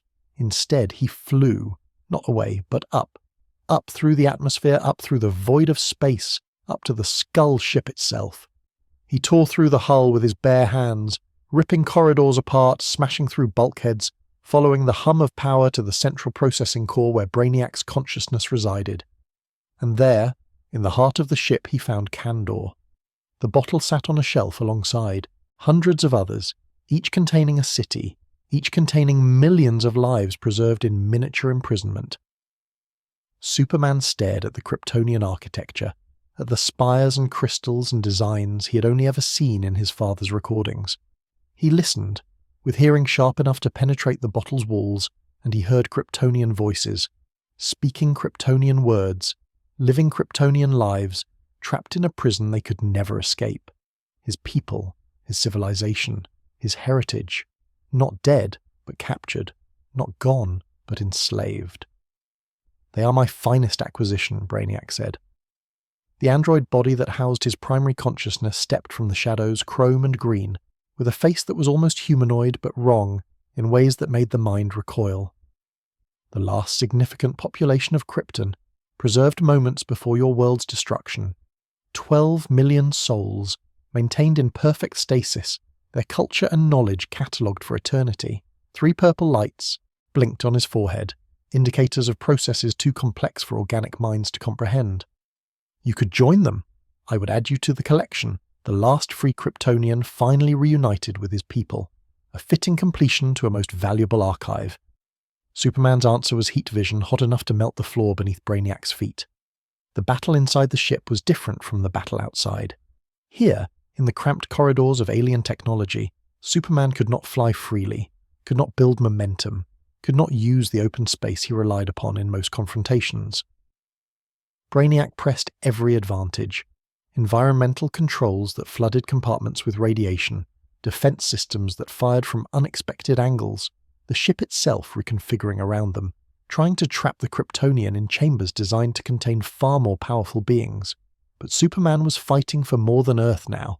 He was fighting for Kandor, for the 12 million Kryptonians who had spent decades in a bottle praying for rescue, for the chance to restore something he had believed was lost forever. He did not just defeat Brainiac, he dismantled him, piece by piece, system by system, until the android body lay in fragments and the skull ship drifted powerless through the void. He took Kandor carefully, reverently, cradling the bottle like the precious thing it was, and he brought it home. The city sits now in the Fortress of Solitude, still miniaturized, still trapped in its crystalline prison. Superman has spent years searching for a way to restore it, to return the inhabitants to full size, to free them from the bottle that has been their world for so long. Every attempt has failed. The technology Brainiac used is beyond even Kryptonian science, a compression of matter so profound that reversing it threatens to kill everyone inside. But he keeps trying. Every day, every week, every spare moment he can steal from the endless demands of heroism, he returns to the fortress and works on the problem. Because Kandor is hope. Kandor is proof that he is not as alone as he believed. Kandor is a piece of Krypton that survived, and Superman will not rest until he finds a way to set it free. Brainiac, meanwhile, is never truly defeated. His consciousness exists across too many systems, too many backups, too many contingencies scattered throughout the galaxy. Destroy one body and another activates. Disable one ship and another emerges from a hidden shipyard on a world no one has ever visited. He is patient, infinitely patient, with the patience of a machine that measures time in eons rather than years, and he learns from every encounter. The Brainiac that returns is always more dangerous than the Brainiac that was defeated.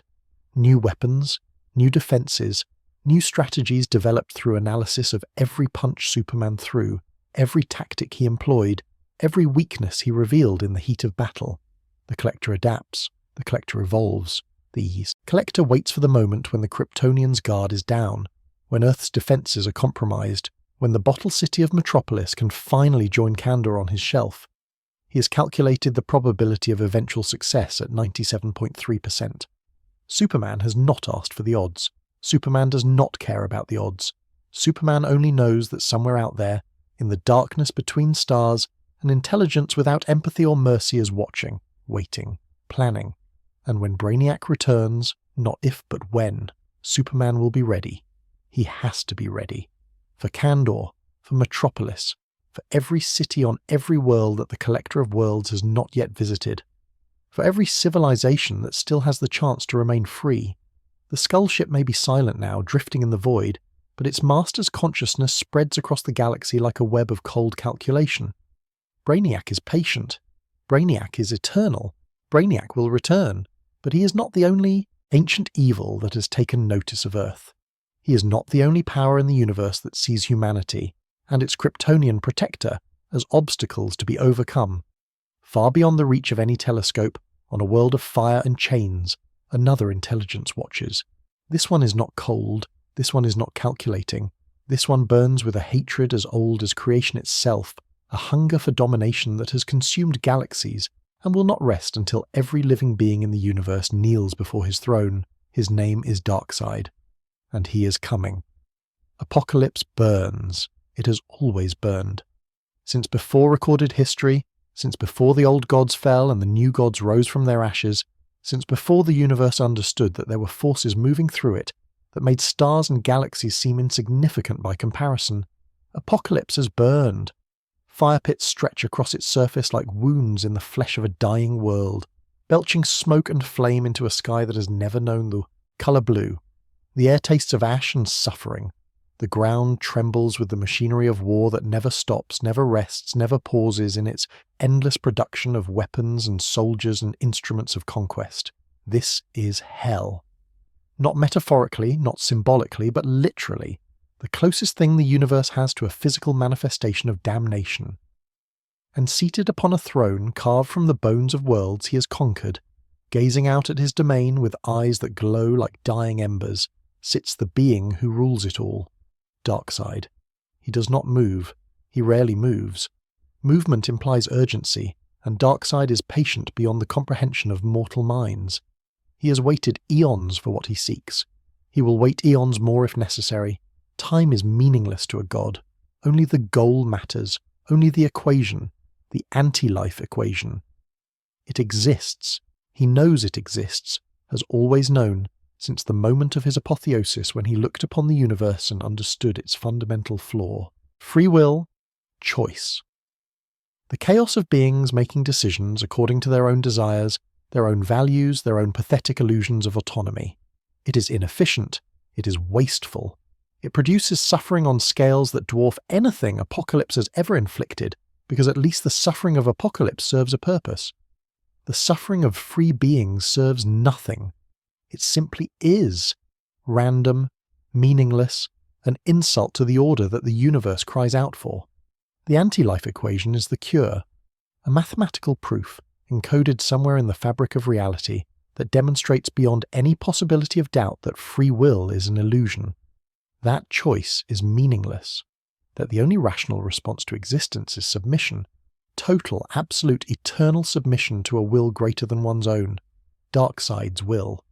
When he finds it, when, not if, he will speak it aloud, and every sentient being in the universe will hear.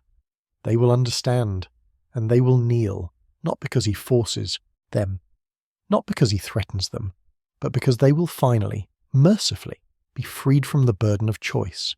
They will know, with the certainty of mathematical truth, that resistance is not merely futile, but irrational. They will surrender their autonomy as gratefully as a drowning man surrenders to the shore. This is not tyranny. Tyranny implies opposition, and there can be no opposition to truth. This is salvation. This is peace. This is the end of all conflict, all suffering, all the petty struggles that have defined existence since the first spark of consciousness flickered in the primordial void. Darkseid is not a conqueror. Darkseid is a messiah At least that is what he tells himself. And who is there to disagree? The new gods were born from the death of the old. In an age before ages, when the universe was young and the fundamental forces were still settling into their eternal patterns, there existed a world called Urgrund, home to beings of such power that they shaped reality through thought alone. They were the old gods, and they warred among themselves with a ferocity that eventually tore their world apart. The cataclysm that followed was called the God Wave, a ripple of divine energy that spread across the cosmos, seeding mortal worlds with the potential for meta-human abilities, for magic, for all the wonders and terrors that would eventually populate the universe. From the ashes of Urgrund rose two worlds: New Genesis, a paradise of light and life and freedom, and Apocalypse, its dark mirror, a nightmare of fire and chains and absolute control. The new gods emerged on both worlds, beings of immense power, shaped by the nature of their homes, embodying the cosmic principles that would define the eternal struggle between good and evil. Highfather rules New Genesis. He is wisdom and compassion given form, a warrior who chose peace, a king who serves his people rather than commanding them. His realm is beautiful beyond mortal. Comprehension, floating cities, gardens that bloom with flowers unknown on any other world, a population that has never known fear or want, or the lash of a master's whip. Darkseid rules Apocalypse. He is tyranny incarnate, the logical endpoint of every dictator's dream, every conqueror's ambition, every whispered temptation that power offers to those who possess it. His realm is a factory of misery, populated by slaves who toil until they drop, by soldiers bred for war and nothing else, by an entire civilization organized around the singular purpose of feeding its master's hunger for domination. The two worlds have been at war since their creation. Sometimes the conflict is open, armies clashing across dimensional barriers, New Genesis defending the universe against Apocalypse's endless aggression. Sometimes it is cold, treaties and truces maintained through deterrence, through the knowledge that total war would destroy both sides. A pact was even made once long ago in which Highfather and Darkseid exchanged sons, Scot-free raised on Apocalypse, Orion raised on New Genesis, as guarantors of peace. It was a peace built on sand. Darkseid honoured it only as long as it served his purposes, only as long as he had not yet found what he was looking for, and then he found Earth. The planet was insignificant by cosmic standards, a small world orbiting a medium star in an unremarkable galaxy, populated by beings whose lifespans were measured in decades, and whose technology had barely achieved spaceflight. Darkseid should have ignored it. He had conquered worlds far more advanced, far more powerful, far more worthy of his attention. But Earth had something no other world possessed. Earth had the fragment. The anti-life equation was not a single formula. It was scattered across reality, encoded in the collective unconscious of sentient beings, hidden in the spaces between thoughts and dreams. Darkseid had spent millennia gathering the pieces, assembling the proof, one fragment at a time, and his calculations indicated that Earth, primitive, insignificant Earth, contained a crucial component, perhaps the final component. He sent scouts first, parademons, winged soldiers bred from the genetic material of conquered worlds, mindless and vicious, loyal to nothing but the will of their master. They tore through dimensional barriers and descended on Earth like locusts, sowing chaos, testing defences, searching for the fragment that Darkseid required. They found something else instead. They found Superman. The first time Darkseid and Superman met, the god of evil did not deign to appear in person. He watched through the eyes of his parademons as the Kryptonian tore through them, this alien in primary colours, this refugee from a dead world, fighting with a ferocity that surprised even beings bred for war. He observed as Superman rallied Earth's primitive defenders, as the Justice League assembled for the first time to repel an invasion they did not understand. He calculated trajectories and probabilities, analysed the Kryptonian's powers, estimated the threat level he represented. The conclusion was interesting. Superman was strong. Stronger than most beings Darkseid had encountered, strong enough to pose a genuine obstacle to his plans. Under the yellow sun, the Kryptonian had developed abilities that rivaled those of the new gods themselves. Not equal, perhaps. Darkseid did not believe anything could equal his own power, but close enough to demand caution. More troubling was the effect Superman had on others. The humans who fought alongside him were individually insignificant. A man in bat-themed armor, an Amazon warrior, a speedster, an Atlantean, others whose abilities would have been unremarkable on Apokolips. But together, inspired by the Kryptonians' example, they became something more. They fought harder than their abilities should have allowed. They resisted longer than logic dictated. They behaved as if victory were possible, as if hope were rational, as if the crushing inevitability of Darkseid's triumph could be denied through sheer force of will. It was irrational. It was inefficient. It was everything Darkseid despised about free will. This stubborn, senseless refusal to accept the obvious truth that resistance was meaningless. And yet, somehow it worked. The invasion failed. The parademons were destroyed or driven back. The dimensional breach was sealed, and Earth remained free, and Superman stood in the wreckage of the battle looking up at the sky with an expression that Darkseid had not seen directed at him in millennia. Defiance. Unbroken. Unshaken. Absolute defiance. Darkseid decided in that moment that Superman would have to be dealt with personally. Their first physical confrontation took place on Apokolips itself. Superman had come to rescue captives, humans abducted during a later incursion, taken to the fire pits to serve as slaves until their bodies gave out and their souls were fed to the hunger of a world that consumed everything it touched. He had fought through legions of parademons, through Darkseid's elite guard, through traps and weapons specifically designed to counter Kryptonian physiology. And then he had faced Darkseid. The god of evil rose from his throne, slowly, deliberately, with the unhurried confidence of a being who had never encountered anything he could not destroy. He was massive, towering over Superman by more than a foot, his grey skin like stone, his eyes like pits of fire burning in a face that had never known mercy. He wore no armor, he carried no weapons, he needed none. "You are brave, Kryptonian." His voice was the rumble of tectonic plates shifting, of civilizations crumbling, of hope dying in the hearts of those who had dared to believe they could resist. Brave and foolish. You have entered my realm uninvited. You have slaughtered my servants. You have dared to stand before me as if you were my equal. The fire in his eyes intensified. You are not my equal. You are not even my enemy.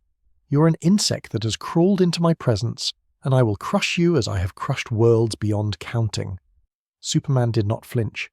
Those people you took, the humans, where are they? Dead, most likely, or wishing they were. Does it matter? You cannot save them. You cannot save anyone. You can only delay the inevitable. The moment when Earth kneels before me, when your precious Justice League begs for the mercy I will not grant, when you yourself finally understand that everything you have fought for, everything you have believed in, is meaningless. I don't believe that. Your belief is irrelevant. Truth does not require belief. Truth simply is. Darkseid stepped forward, and the ground cracked beneath his feet. I am truth. I am the end of all your illusions. I am the death of hope itself. And when I am finished with you, Kryptonian, I will add your skull to my collection, a reminder to all who come after that even gods fall before Darkseid. The Omega beams fired without warning. Twin lances of energy erupted from Darkseid's eyes. Not straight lines, but seeking, curving, following Superman as he dodged with every ounce of his Kryptonian speed. The beams bent around corners. They tracked through the air. They pursued their target with a relentless, almost intelligent determination, and wherever they touched, matter ceased to exist. Not destroyed, erased, removed from reality as if it had never been. Superman flew. He wove through the fire pits of Apokolips, through the towers of Darkseid's citadel, through corridors and chambers and spaces that had never known light. The Omega beams followed, inches behind him, close enough that he could feel the wrongness of them, the fundamental violation of existence they represented. One touch would end him. One moment of hesitation would erase the last son of Krypton from the universe. He did not hesitate, he turned at the last possible instant and flew directly at Darkseid. The Omega beams curved to follow, and Superman dodged again, a microsecond before impact, letting the beams strike their own master. The explosion shook Apokolips to its foundations. When the smoke cleared, Darkseid stood in a crater of his own making, his stone skin cracked, his eyes dim, his expression, for the first time in the encounter, something other than contemptuous certainty. "Impressive," he admitted. "You're faster than I calculated. I'm also stronger than you think." Superman landed across from him, fists clenched, cape torn, blood trickling from a dozen wounds that were already healing. "And I'm not leaving without those people." "Then you will not leave at all." They fought. Not with energy beams or distance attacks, but with fists. Two beings of godlike power trading blows that would have shattered planets, cratered moons, torn holes in the fabric of space-time itself. Darkseid was stronger, more experienced, more willing to cause collateral damage. Superman was faster, more creative, driven by a desperate need to save lives that Darkseid simply did not share. Neither could defeat the other. Not completely, not permanently. But Superman found the captives. He freed them, a dozen humans broken and terrified, barely able to walk after their ordeal in the fire pits. He carried them out of Apocalypse, through the dimensional barrier, back to an Earth that had never looked more beautiful than it did in that moment, framed against the darkness they had escaped. Darkseid let him go. Not because he could not stop him, not because the rescue mattered. A dozen humans were nothing, less than nothing, a rounding error in the calculations of cosmic conquest. He let Superman go because he wanted the Kryptonian to know, to understand, to carry the memory of Apocalypse back to Earth like a virus, infecting everyone he told with the knowledge of what awaited them. Darkseid was patient. He would find the anti-life fragment. He would return to Earth with the full force of Apocalypse behind him, and when that day came, Superman would understand that all his victories, all his rescues, all his desperate struggles against the inevitable were nothing but delays. The god of evil always wins. It simply takes time. The wars between them have continued across decades of continuity, across crises and crossovers and cosmic upheavals that have reshaped the DC universe again and again. In Final Crisis, Darkseid achieved something close to his ultimate goal, falling through dimensions, possessing a human body, broadcasting a fragment of anti-life that enslaved billions. Superman sang a note that shattered the evil god's essence. In other stories, the conflict has taken different forms, manipulations and invasions, corruptions and confrontations, an eternal dance between hope and despair that neither side can ever truly win. Because that is the point. That is the meaning of their opposition. Darkseid is not just a villain. He is the philosophical antithesis of everything Superman represents. He is the argument that power justifies itself, that strength deserves to rule, that free will is a burden rather than a gift. He is the darkness that waits at the end of every compromise, every surrender, every moment when someone decides that resistance is too hard and submission is easier.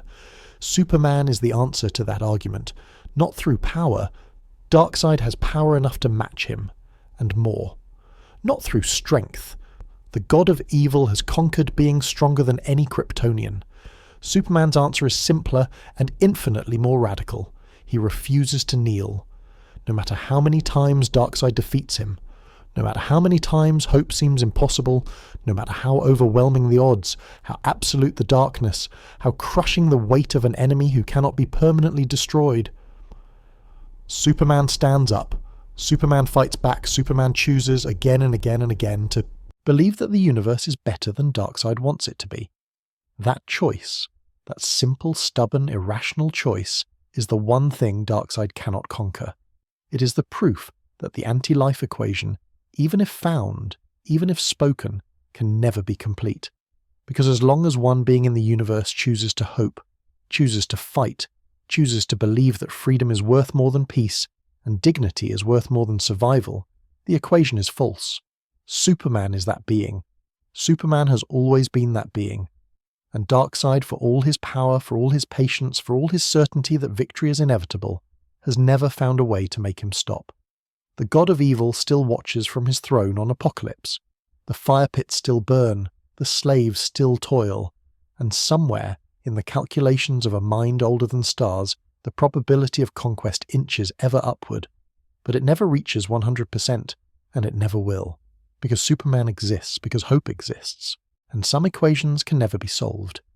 Yet even gods must contend with forces beyond their comprehension. Even Darkseid, in his eternal patience, must acknowledge that the universe contains threats that operate on scales beyond divine understanding. There are monsters in the cosmos, creatures born not of godhood or evolution, but of something older, something more primal, something that exists for no purpose but destruction. One such monster is coming, and when it arrives, it will do what Darkseid never could. It will kill Superman. The creature had no name when it was born. Names are for things that matter. Names are for beings with identities, with purposes, with places in the order of existence. The thing that would become Doomsday had none of these. It was an experiment, nothing more, nothing less, created in a laboratory on ancient Krypton by a scientist whose name has been lost to history, whose work was so monstrous that even his colleagues erased every record of his existence. The experiment was simple in concept, obscene in execution. Take an infant. Any infant, it did not matter, because the infant would not survive. Release it onto the surface of prehistoric Krypton, a world of volcanic fury and predatory megafauna, where nothing soft could live for more than moments. Wait for it to die. Clone it from the remains. Release the clone. Wait for it to die. Clone. Release. Die. Clone. Release. Die. Again and again and again, for decades, for centuries, until the thing that emerged was no longer recognizable as the infant it had once been. Until death itself had been bred out of it. Not through immunity, but through trauma so profound that the creature's very cells had learned to reject mortality. Every death was recorded in its genetic memory. Every predator that had killed it, every environmental hazard that had destroyed it, every conceivable form of harm that the universe could inflict. The creature remembered them all, and it evolved. Defenses against them all. By the time the scientist declared his experiment complete, the being that stood before him was invulnerable to everything Krypton could produce. Fire could not burn it, blades could not cut it. The most powerful weapons the civilization possessed bounced off its hide like rain off stone. It was the ultimate survivor, a thing that could not be killed because it had already died every death there was to die. It was also, the scientist discovered in his final moments, completely insane. The trauma of those countless deaths had not been processed, not been healed, not been integrated into anything resembling a functional psychology. It had simply accumulated, layer upon layer of agony, of terror, of rage so pure and absolute that it had burned away everything else.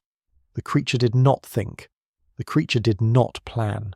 The creature did not want anything except the cessation of its own suffering, and it had learned through millennia of torment that suffering could only be ended through destruction.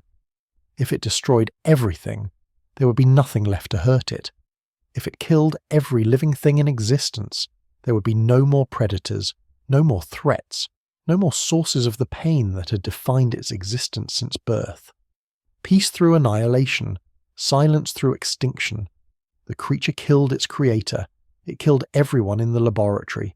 It killed everything on the continent, then the planet. Then it found a way off-world and began killing its way across the stars. Civilizations that had endured for millions of years fell before its mindless fury. Worlds that had never known war learned its meaning in their final hours. The creature, Doomsday, as it would eventually be called by those few survivors who lived long enough to name it, became a legend, a myth, a whispered warning passed between species that had never otherwise communicated. Do not go to the dead worlds. Do not investigate the silent systems. Something lives there. Something that cannot be stopped. Eventually, inevitably, something did stop it. A coalition of the universe's most powerful beings, working together in desperate alliance, managed to subdue the creature long enough to imprison it. They could not kill it. Nothing could kill it. Not permanently, not in any way that lasted, but they could bind it.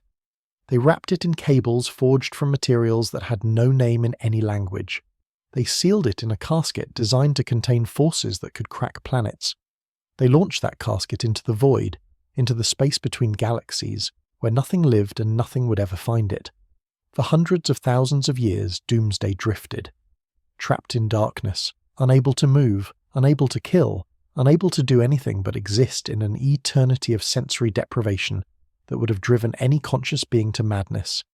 Except that Doomsday was already mad, had always been mad, knew nothing but madness and the rage that fueled it. The casket struck Earth on a Thursday afternoon in late autumn. No one saw it coming. No telescope tracked its approach. No defense system registered its entry into the atmosphere. It simply appeared, a streak of fire across the Ohio sky, a thunderous impact in an empty field, a crater that smoked and steamed while farmers in nearby towns looked up from their work and wondered what had fallen. The creature emerged an hour later.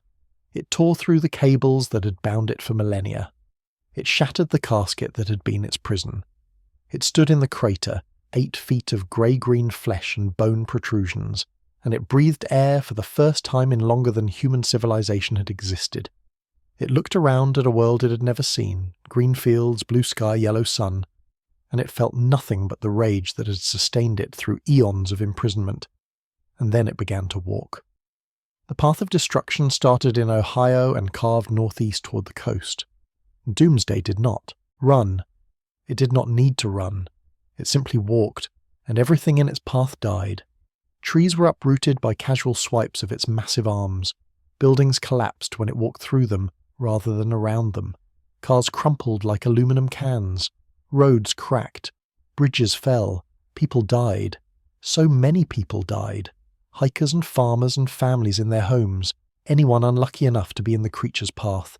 Anyone who could not flee fast enough to escape the radius of destruction that surrounded it like an aura. Doomsday did not hunt them specifically. They were too small to register as threats, too insignificant to trigger its killing instincts. They simply ceased to exist when they came too close, crushed or smashed or simply caught in the shockwaves of its passage. The military responded within hours. Tanks rolled into position. Helicopters filled the sky. Artillery that could level city blocks opened fire on the creature with everything they had. Doomsday did not slow down. The shells exploded against its hide and left no marks.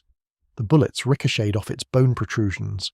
A missile struck it directly in the chest, a weapon designed to penetrate hardened bunkers, to destroy armoured vehicles, to kill anything made of flesh and blood and conventional matter. And Doomsday paused, looked down at the scorch mark on its skin, and resumed walking. Then it stopped ignoring the military. The helicopters fell first. Doomsday leaped. Impossible that something so massive could leap. But it did, covering hundreds of feet in a single bound, and swatted them from the sky like insects. Tanks were overturned, crushed, torn apart by hands that could rend steel like paper. Soldiers who had trained for years, who had faced enemies across the globe, who had believed themselves prepared for anything. They ran. They screamed. They died, some of them, the ones who were too slow or too brave or too frozen by terror to move, and still Doomsday walked toward the coast, toward the cities, toward Metropolis. The Justice League intercepted it in Pennsylvania. Blue Beetle arrived first. Ted Cord, the brilliant inventor, piloting his bug through the sky with weapon systems that represented the cutting edge of human technology. He lasted 90 seconds. Doomsday caught the bug in mid-flight, tore it open like a child tearing the wings off a fly, and hurled the wreckage across 3 counties. Ted survived only because the ejection system fired a fraction of a second before impact. Booster Gold came next, golden armor gleaming, force field at maximum power. He hit Doomsday with everything he had, energy blasts that could melt through battleship armor, impacts that should have staggered even the most powerful metahumans. Doomsday absorbed it all. Then it hit back once, and Booster Gold's force field shattered like glass, and the hero crumpled to the ground with bones broken in 17 places. Fire and Ice, Bloodwind, Maxima, Guy Gardner, the Green. Lantern, whose ring could create constructs limited only by imagination and willpower. One by one, the Justice League threw themselves at the creature. One by one, they fell. Guy's constructs, walls, hammers, chains, weapons of every description, bought time but could not stop Doomsday's advance. The creature learned. That was the horror of it. Every attack that struck it, every weapon that drew even a drop of blood, was recorded in its cellular memory. What hurt it once would not hurt it twice. What slowed it once would be ineffective the next time. It was adapting in real time, evolving defenses against everything the League could throw at it. Maxima, warrior queen of Almerac, one of the most powerful beings in the galaxy, fought Doomsday hand-to-hand for 7 minutes. 7 minutes of brutal, savage combat that leveled a forest and carved trenches in the earth. When she finally fell, her armor shattered, her body broken, she'd managed to slow the creature's advance by less than a mile. The message went out across every frequency the League monitored. Every hero who could respond, every ally who could reach the battlefield, every being with powers or abilities that might make a difference. All of them were called. Most arrived too late. Most would not have mattered anyway. Because Doomsday had reached Metropolis. The city learned what was coming when the suburbs began to burn. News helicopters captured footage that would be replayed for years. The creature striding through strip malls and residential neighborhoods, leaving devastation in its wake, unstoppable and incomprehensible and terrible, beyond anything the cameras had ever recorded. Evacuation orders went out, but there was no time. There was never enough time. The highways clogged with fleeing cars, the streets filled with running people, and through it all, closer with every passing minute, came the monster. Superman arrived at 3:47 in the afternoon. He had been on the other side of the world when the first reports came in, saving lives in a collapsing mine, unaware that something far worse was happening half a planet away. He flew faster than he had ever flown, breaking every speed record, pushing his abilities to limits he had not known he possessed. But distance was distance, and even Superman could not be everywhere at once. He saw the destruction before he saw the creature. Miles of devastation, stretching from Ohio to the outskirts of his city like a wound across the landscape.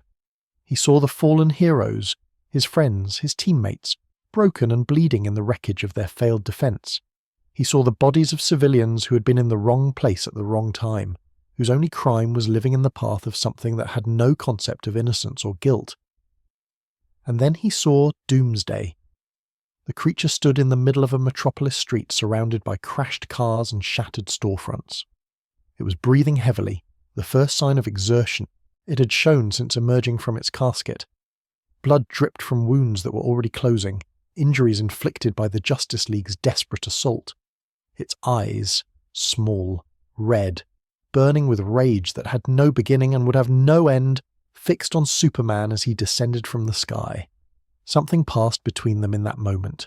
Recognition, perhaps, not of identity, but of category. Doomsday had killed countless beings across the cosmos, but it had learned to distinguish between prey and threat. The thing floating before it was a threat.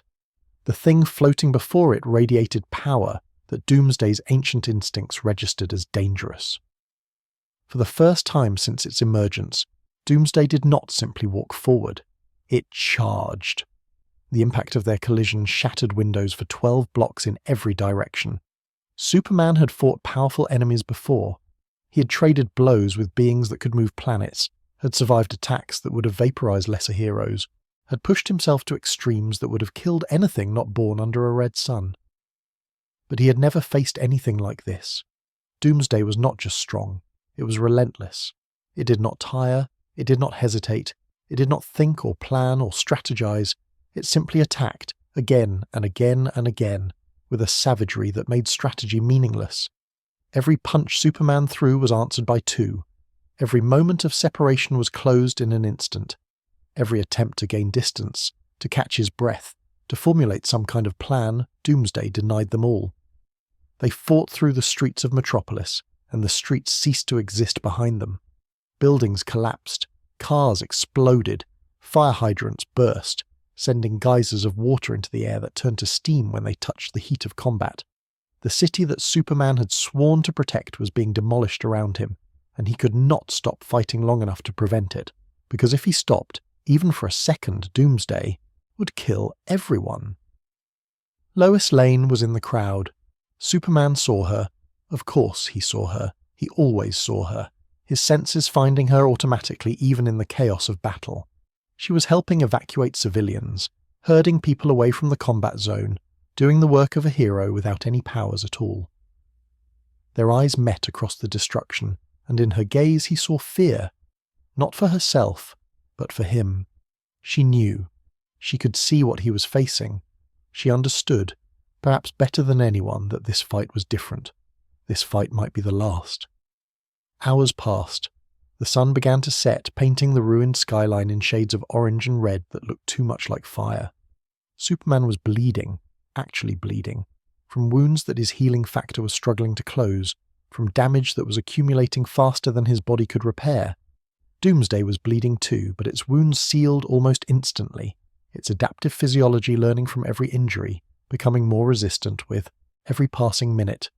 The creature was winning. Superman knew it. The League members who had recovered enough to watch from the sidelines knew it. The millions of people around the world who had stopped everything to stare at their television screens, watching the impossible battle unfold in real time, they knew it too. But Superman did not stop. He could not stop. Stopping meant death. Not just his death, but the deaths of everyone Doomsday would kill if it was not contained. Metropolis, then Gotham, then every city, every town, every human settlement on the planet. The creature would not stop until everything was dead. That was its nature. That was its purpose. That was the only thing its tortured mind could comprehend. So Superman fought. He fought with fists that had begun to shake.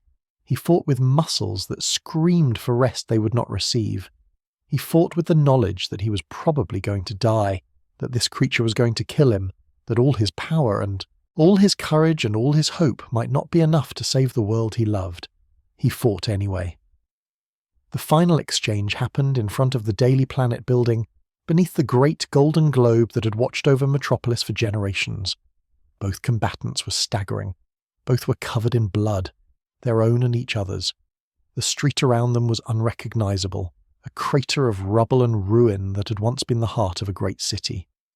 Doomsday's bone protrusions had grown longer during the fight, sharper, more numerous, its body adapting to combat, becoming more weapon than creature. Superman's cape was in tatters, his suit was torn, one eye was swollen shut. They looked at each other across the devastation, and they charged. The final blows landed simultaneously. Doomsday's fist struck Superman's chest with force enough to stop his heart. Superman's fist struck Doomsday's skull with force enough to shatter the bone protrusions that had become its crown. They stood, there for a moment frozen in the instant of impact, two titans at the end of their strength. Then they fell. Doomsday collapsed first, its massive body crashing to the ground with a finality that shook the earth. It did not move, it did not breathe. For the first time in its existence, the first time since its creation, in that ancient Kryptonian laboratory, Doomsday was truly, completely still. Superman fell a heartbeat later. Lois reached him before anyone else. She pushed through the rubble, heedless of the danger, driven by a terror that eclipsed everything else. She found him lying in the crater, his body broken, his breath coming in shallow gasps that grew shallower with each passing second. Clark. She cradled his head in her lap, tears streaming down her face. Clark, stay with me. Help is coming. Just stay with me. He looked up at her. His eyes, those impossible blue eyes that she had fallen in love with, that had seen through walls and across galaxies, that had always looked at her like she was the most important thing in the universe, focused on her face. Lois, his voice was barely a whisper, is everyone. Did I? You saved them. You saved everyone. The monster is dead, Clark. You won. The ghost of a smile crossed his broken face. Good. His hand found hers, squeezed weakly. Lois, I love you. I always... The hand went limp. The eyes went dim.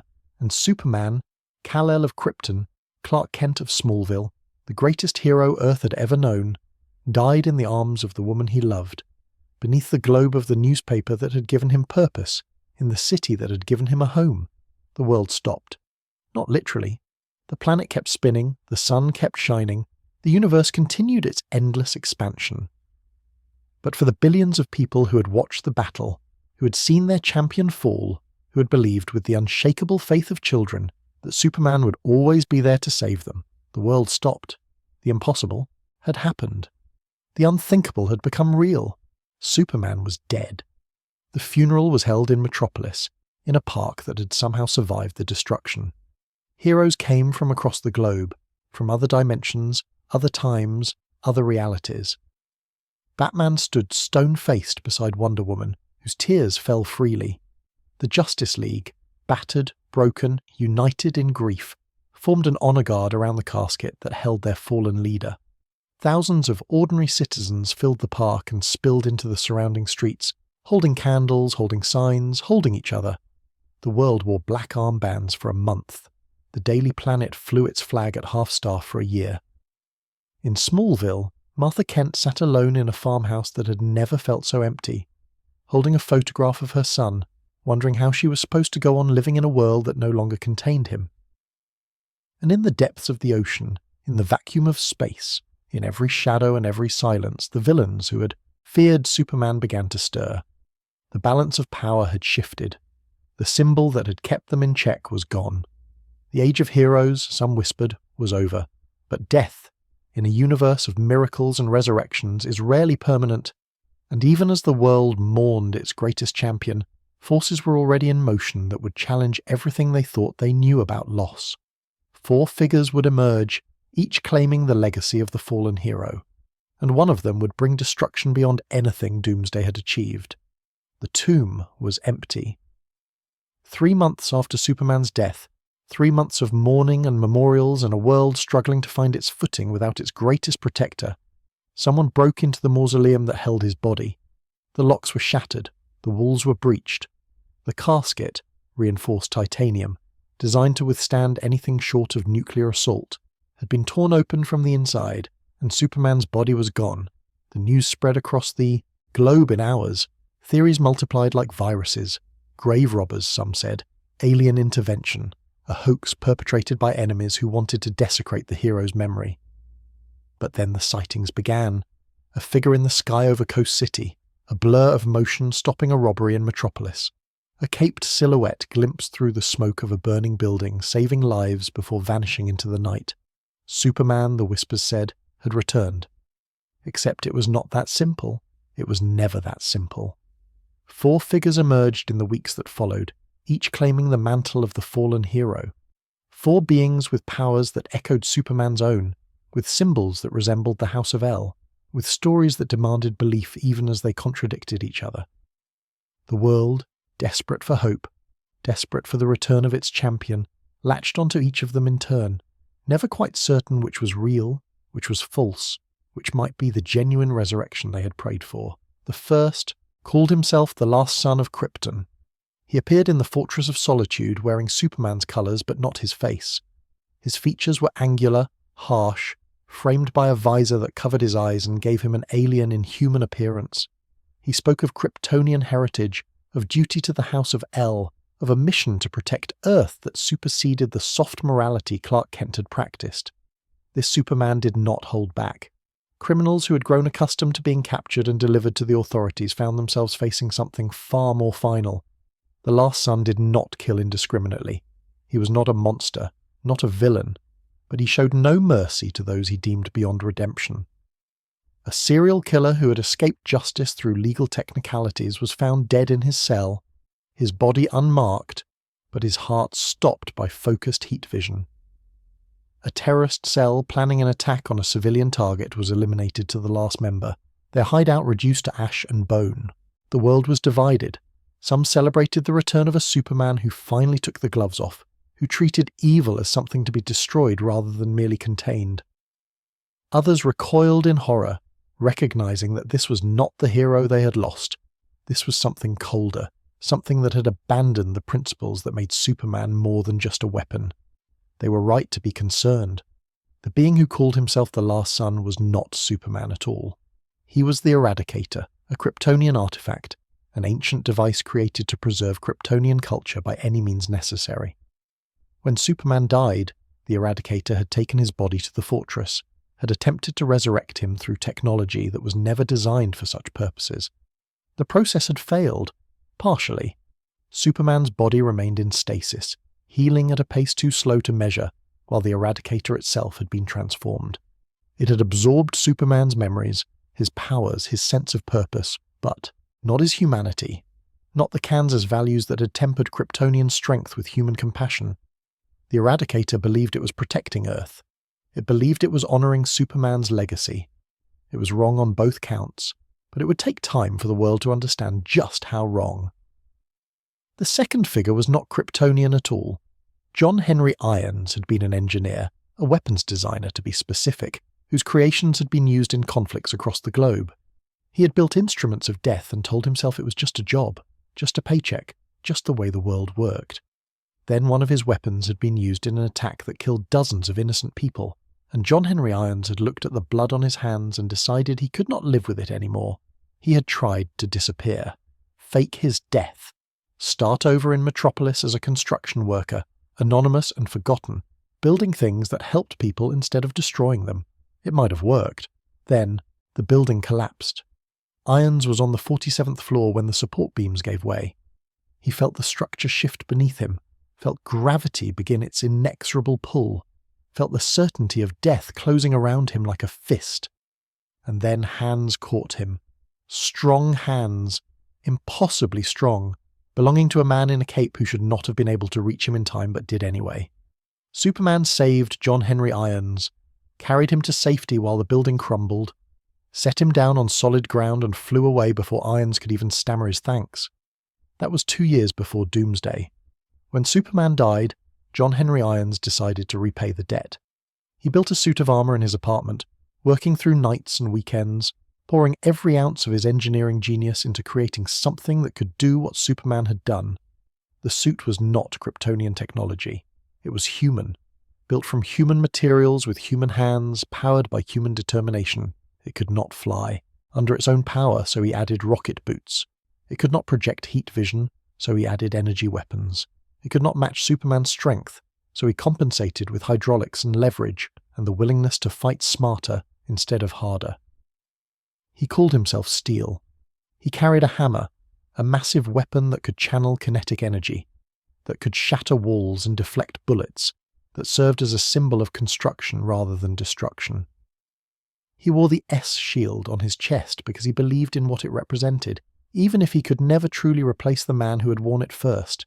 Steel was not Superman. He never claimed to be. But he was a hero, a human hero, proving that you did not need to be born under a red sun or blessed with godlike powers to make a difference. You just needed to care enough to try. The third figure was younger than the others. He appeared in Metropolis with a leather jacket over his costume and an attitude that screamed adolescence. He called himself Superman, but the name did not quite fit. He was too brash, too cocky, too eager to show off powers that he clearly did not fully understand. He flirted with reporters. He posed for cameras. He treated heroism like a performance, complete with catchphrases and dramatic entrances and a smile that belonged on a magazine cover rather than a battlefield. The media dubbed him Superboy. He hated the name. He insisted he was the real deal, the genuine article, Superman reborn in a younger body. But the truth was more complicated. The being who had become known as Superboy was a clone, created in the laboratories of Project Cadmus from Kryptonian DNA, harvested from Superman's body after his death. The scientists had tried to create a perfect copy, a replacement that could fill the void their fallen hero had left behind. They had succeeded partially. The clone had Superman's powers, or most of them. Flight came harder, and the full range of Kryptonian abilities would take years to develop. He had Superman's face, more or less, aged down to something that looked like late adolescence. What he did not have was Superman's memories, his values, his identity. Superboy was, in the most literal sense, a blank slate. He had been alive for less than a year, force-grown in a tube, programmed with basic knowledge but given no context for who he was supposed to be. He acted like a teenager because he was a teenager, emotionally, psychologically, experientially. He showed off because he did not know any other way to prove his worth. He called himself Superman because that was the only identity he had been given. The truth of his origins, including the secret that his DNA was not purely Kryptonian, that human genes had been spliced into his matrix to stabilize the cloning process, that those human genes belonged to Lex Luthor, would not emerge for years. When it did, it would shake Superboy's sense of self to its foundations, forcing him to confront questions about nature and nurture, about whether he was destined to become a hero or a villain, about what it truly meant to carry the legacy of two fathers who stood for opposite things. But that was the future. In the present, Superboy was simply trying to figure out who he was, one dramatic rescue at a time. The fourth figure was the most convincing. He looked like Superman, exactly like Superman. The same face, the same build, the same iconic costume rendered in perfect detail. But half of that face was metal. Half of that body was machinery. He called himself the Cyborg Superman, and he claimed to be the original hero, rebuilt after Doomsday's attack, restored through technology that had merged his broken Kryptonian flesh with advanced cybernetics. The world believed him. Why would they not? He had Superman's memories. He had Superman's powers, augmented by technological enhancements that made him even more formidable. He spoke with Superman's voice, smiled Superman's smile, performed acts of heroism that seemed to confirm his identity beyond any reasonable doubt. The President of the United States welcomed him to the White House. The Justice League cautiously accepted him into their ranks. Metropolis celebrated the return of its champion. They did not know they were embracing a monster. The being who called himself the Cyborg Superman had once been a man named Hank Henshaw. He had been an astronaut, the commander of a space shuttle mission that had gone catastrophically wrong, exposing the crew to cosmic radiation that killed them in ways too horrible to describe. Henshaw had survived barely, his consciousness transferring into the shuttle's computer systems as his body disintegrated. He had watched his wife die. He had watched his friends die. He had rebuilt himself from machinery, again and again, each iteration more divorced from humanity than the last. And he had blamed Superman. The radiation that destroyed his crew had come from a solar flare. A flare that, in Henshaw's twisted reasoning, Superman should have prevented. The hero had been busy saving other lives that day, unaware of the shuttle's peril, ignorant of the tragedy unfolding in orbit above him. It was not Superman's fault.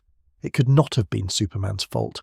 But grief does not follow logic, and Hank Henshaw's grief had curdled into hatred so pure that it consumed everything else. He wanted Superman to suffer. He wanted Superman's legacy destroyed. He wanted the world to turn against the hero they had loved, to curse his name, to tear down his statues and burn his memory. And if Superman was already dead, well, that just made the plan easier. Henshaw allied himself with Mongul, the tyrant of Warworld, a conqueror whose cruelty matched Darkseid's own, whose hunger for destruction was surpassed only by his hunger for power. Together, they conceived a plan that would accomplish everything Henshaw desired and give Mongul a foothold on Earth from which to launch his campaigns of conquest. Coast City never saw it coming. The attack happened on a Sunday morning. 7 million people were going about their lives, attending church services, eating breakfast with their families, walking their dogs in parks that would not exist by noon. They looked up at the sky and saw the Cyborg Superman descending, flanked by Mongul's warships, and for a moment they thought they were being saved. Then the weapons fired. The destruction of Coast City took less than an hour.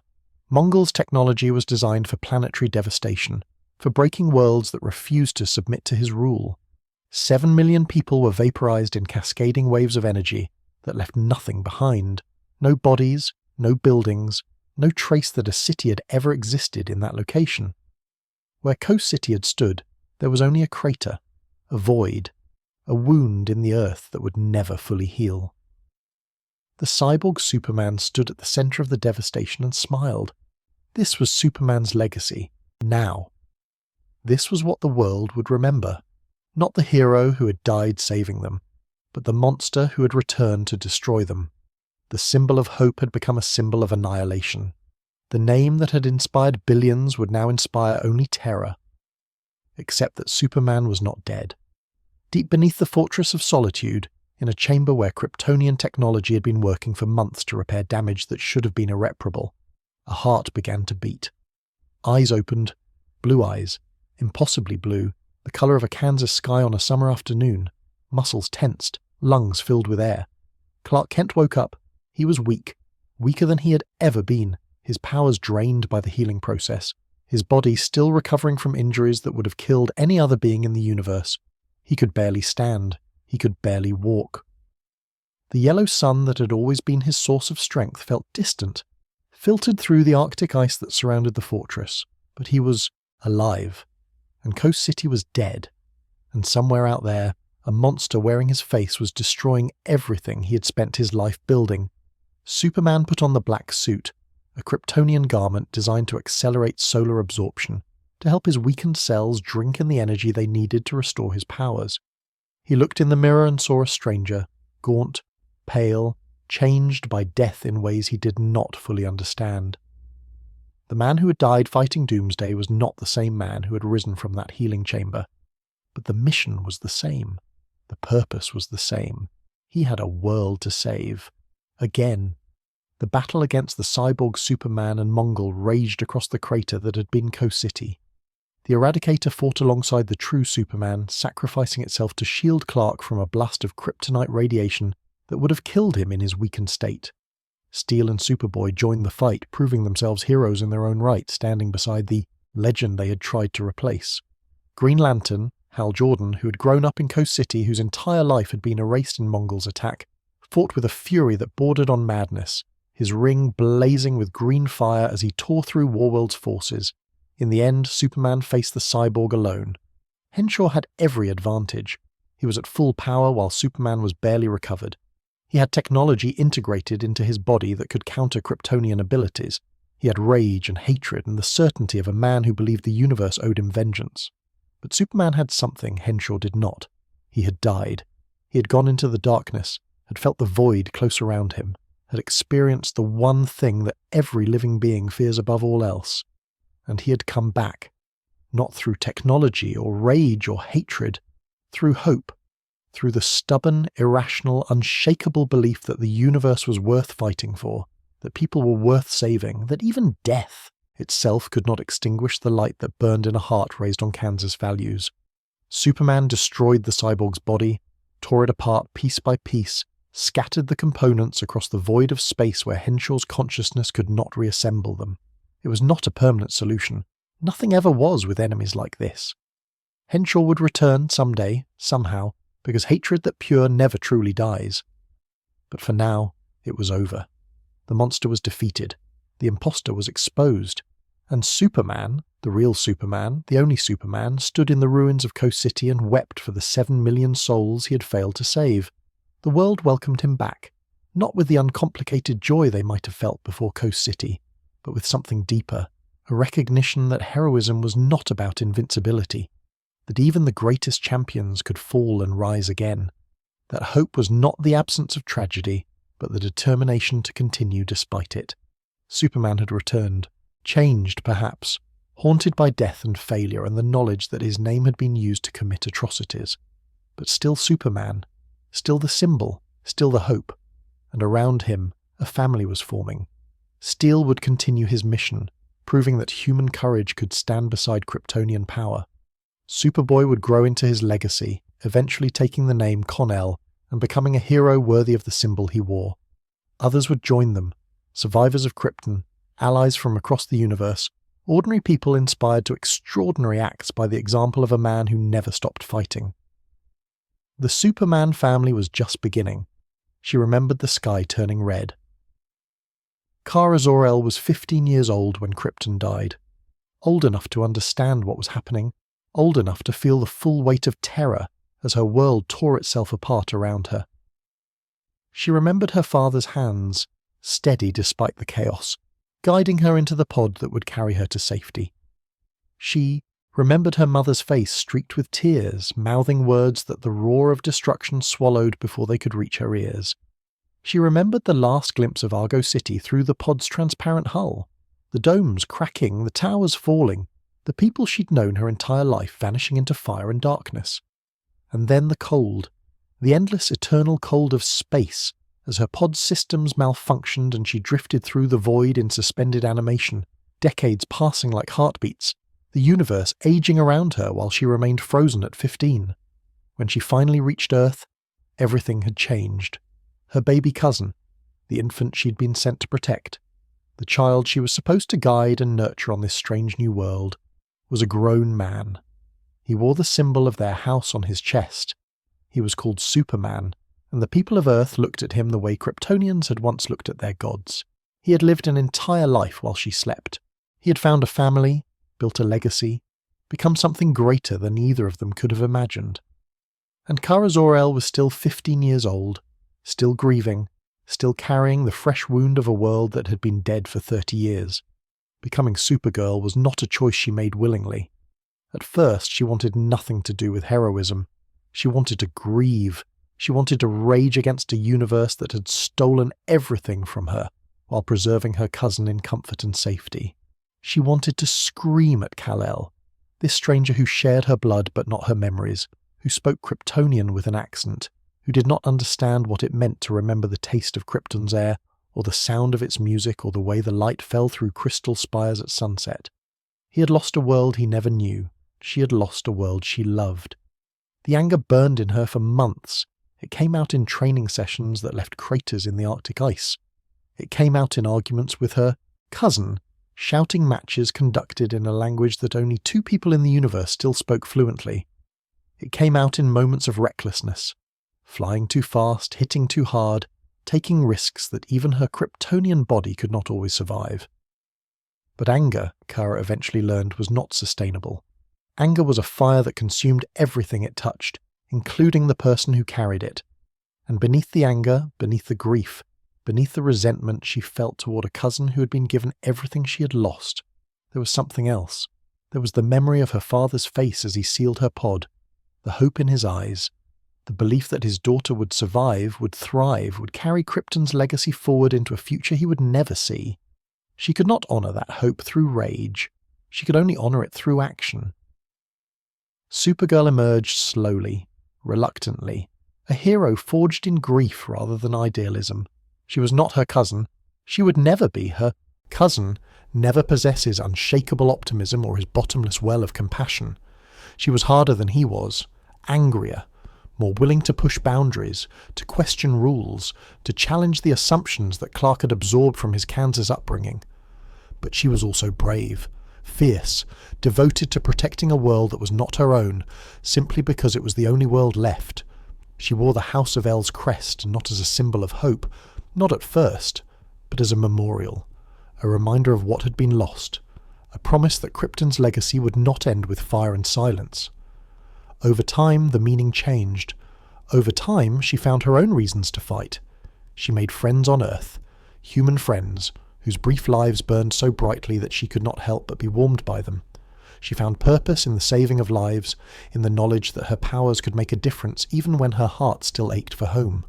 She became, in her own way, a symbol, not of the hope her cousin represented, but of resilience, of survival, of the determination to build something new from the ashes of everything that had been destroyed. Supergirl was not Superman. She never would be. But she was Kara Zor-El, last daughter of Argo City, and that was enough. The family grew. Kon-El, the clone who had called himself Superboy, who had struggled for years with the knowledge that he was not born but manufactured, found his place among them. The early arrogance faded as he matured, replaced by a quieter confidence that came from proving himself in battle after battle. He learned to control his powers, to harness abilities that had once been unpredictable, to channel the Kryptonian heritage in his cells without being consumed by the Luthor darkness that lurked there as well. His friendship with Tim Drake, Robin, the boy detective who would become Red Robin, anchored him to humanity in ways his biology never could. His romances were complicated, his mistakes were frequent. His journey toward heroism was marked by setbacks that would have broken lesser spirits. But Kon-El persevered. He earned the name he'd been given, earned the right to wear the S-shield, earned the respect of a cousin who had initially viewed him with suspicion and uncertainty. When Kon-El died, truly died, not the suspended animation that had preserved Kara, but death at the hands of Superboy Prime during a crisis that threatened all reality, the loss tore through the Superman family like a wound that would not heal. Clark mourned the boy who had become his brother. Kara mourned the companion who understood, better than anyone else, what it meant to be Kryptonian in a human world. The Teen Titans mourned a leader and friend whose absence left a void no one else could fill. His return, because death in a universe of miracles is rarely permanent, was a resurrection earned through sacrifice and love. Kon-El came back changed, as everyone who touches death comes back changed, but he came back, and the family was whole again. Steel never stopped fighting. John Henry Irons had no Kryptonian cells, no alien heritage, no cosmic destiny written in the stars. He had only his mind, his courage, and a suit of armor that he rebuilt and improved with every passing year. He stood beside gods and held his own. He faced threats that should have been beyond human capability, and found ways to contribute anyway. More than that, he inspired. Steel proved that heroism was not about power. It was about choice. Anyone could choose to stand up. Anyone could choose to fight for what was right. Anyone could look at the symbol on Superman's chest and decide that it represented something worth emulating, worth striving for, worth dedicating a life to. His niece Natasha followed in his footsteps, donning her own armor, becoming a hero in her own right. The legacy John Henry Irons had created was not about bloodlines or genetics. It was about values, about the decision to use whatever gifts you possessed in service of something greater than yourself. That was the true meaning of the Superman family, not Kryptonian DNA, not powers derived from yellow sunlight, but the choice, made again and again, by beings of vastly different origins and abilities, to stand for hope. Even Krypto belonged. The dog had been a test subject on Krypton, used in experiments that preceded Kal-El's own launch toward Earth. His rocket had been lost in space for decades, finally arriving on Earth long after his master had grown to adulthood. But the bond between them was instant and unbreakable, a connection that transcended the years of separation, that spoke to something fundamental about loyalty and love and the simple joy of companionship. Krypto was not a serious hero. He was comic relief, sometimes, a white-furred streak of enthusiasm bounding through adventures with more energy than strategy. But he was also a reminder that heroism did not have to be grim, that saving the world could coexist with wagging tails and excited barks, that even gods needed creatures who loved them unconditionally, who did not care about symbols or legacies or the weight of civilizations, who simply wanted to be near the person they had chosen as their own. Superman's influence extended beyond his immediate family. 1,000 years in the future, on an Earth transformed by centuries of progress and catastrophe, a group of young heroes gathered to form the Legion of Superheroes. They came from dozens of worlds, possessed abilities that ranged from the mundane to the cosmic, and they united under a banner inspired by stories of a champion who had lived and died, and lived again in the distant past. The Legion did not worship Superman. They were too sophisticated for that, too aware of the complexities of history, too conscious that the legends had been embellished over centuries of retelling, but they honoured him.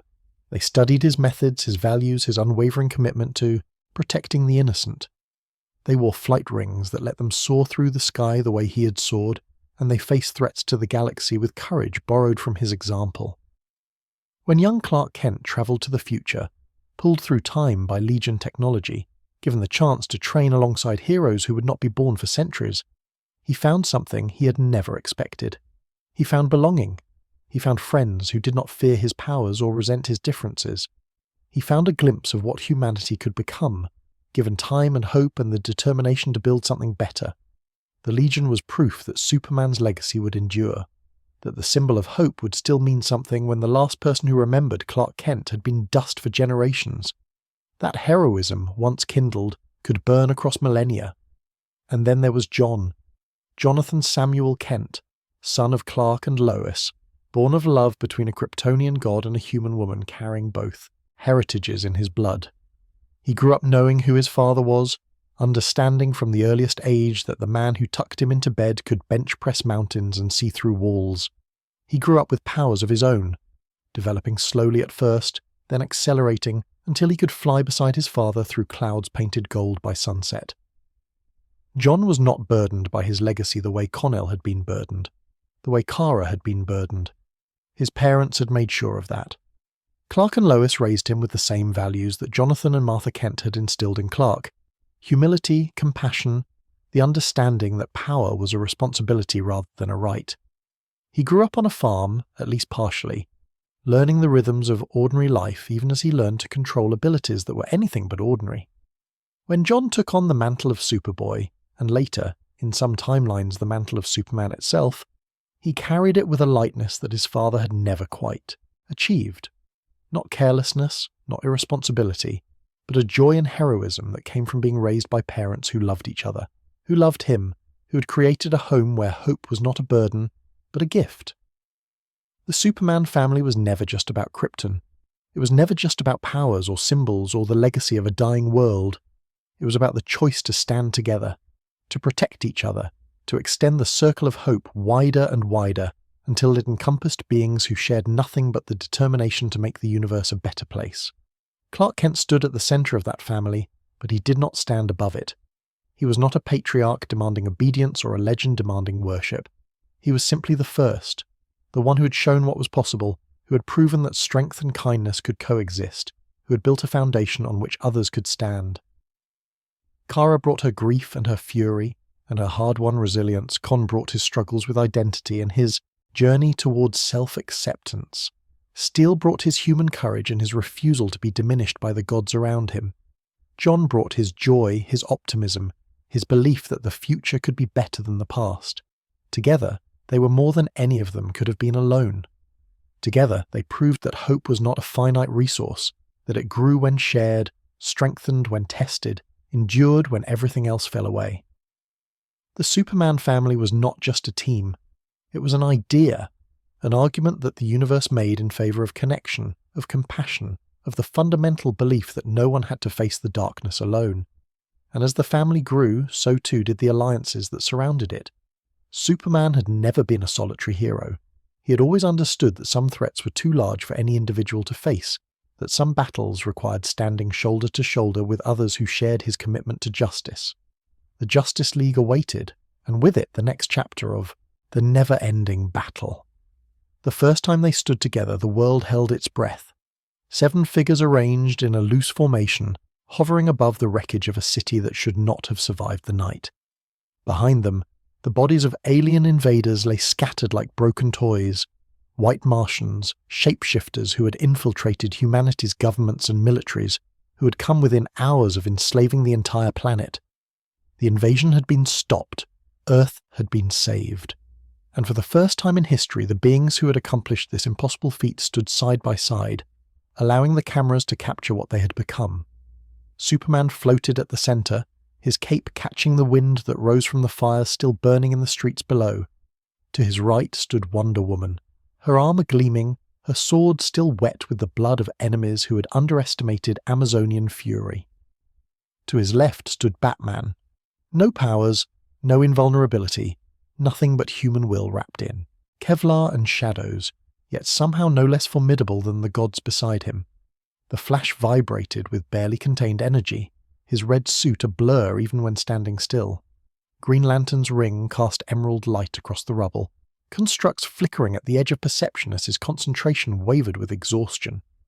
Aquaman gripped his trident, water still dripping from armor forged in the depths of Atlantis.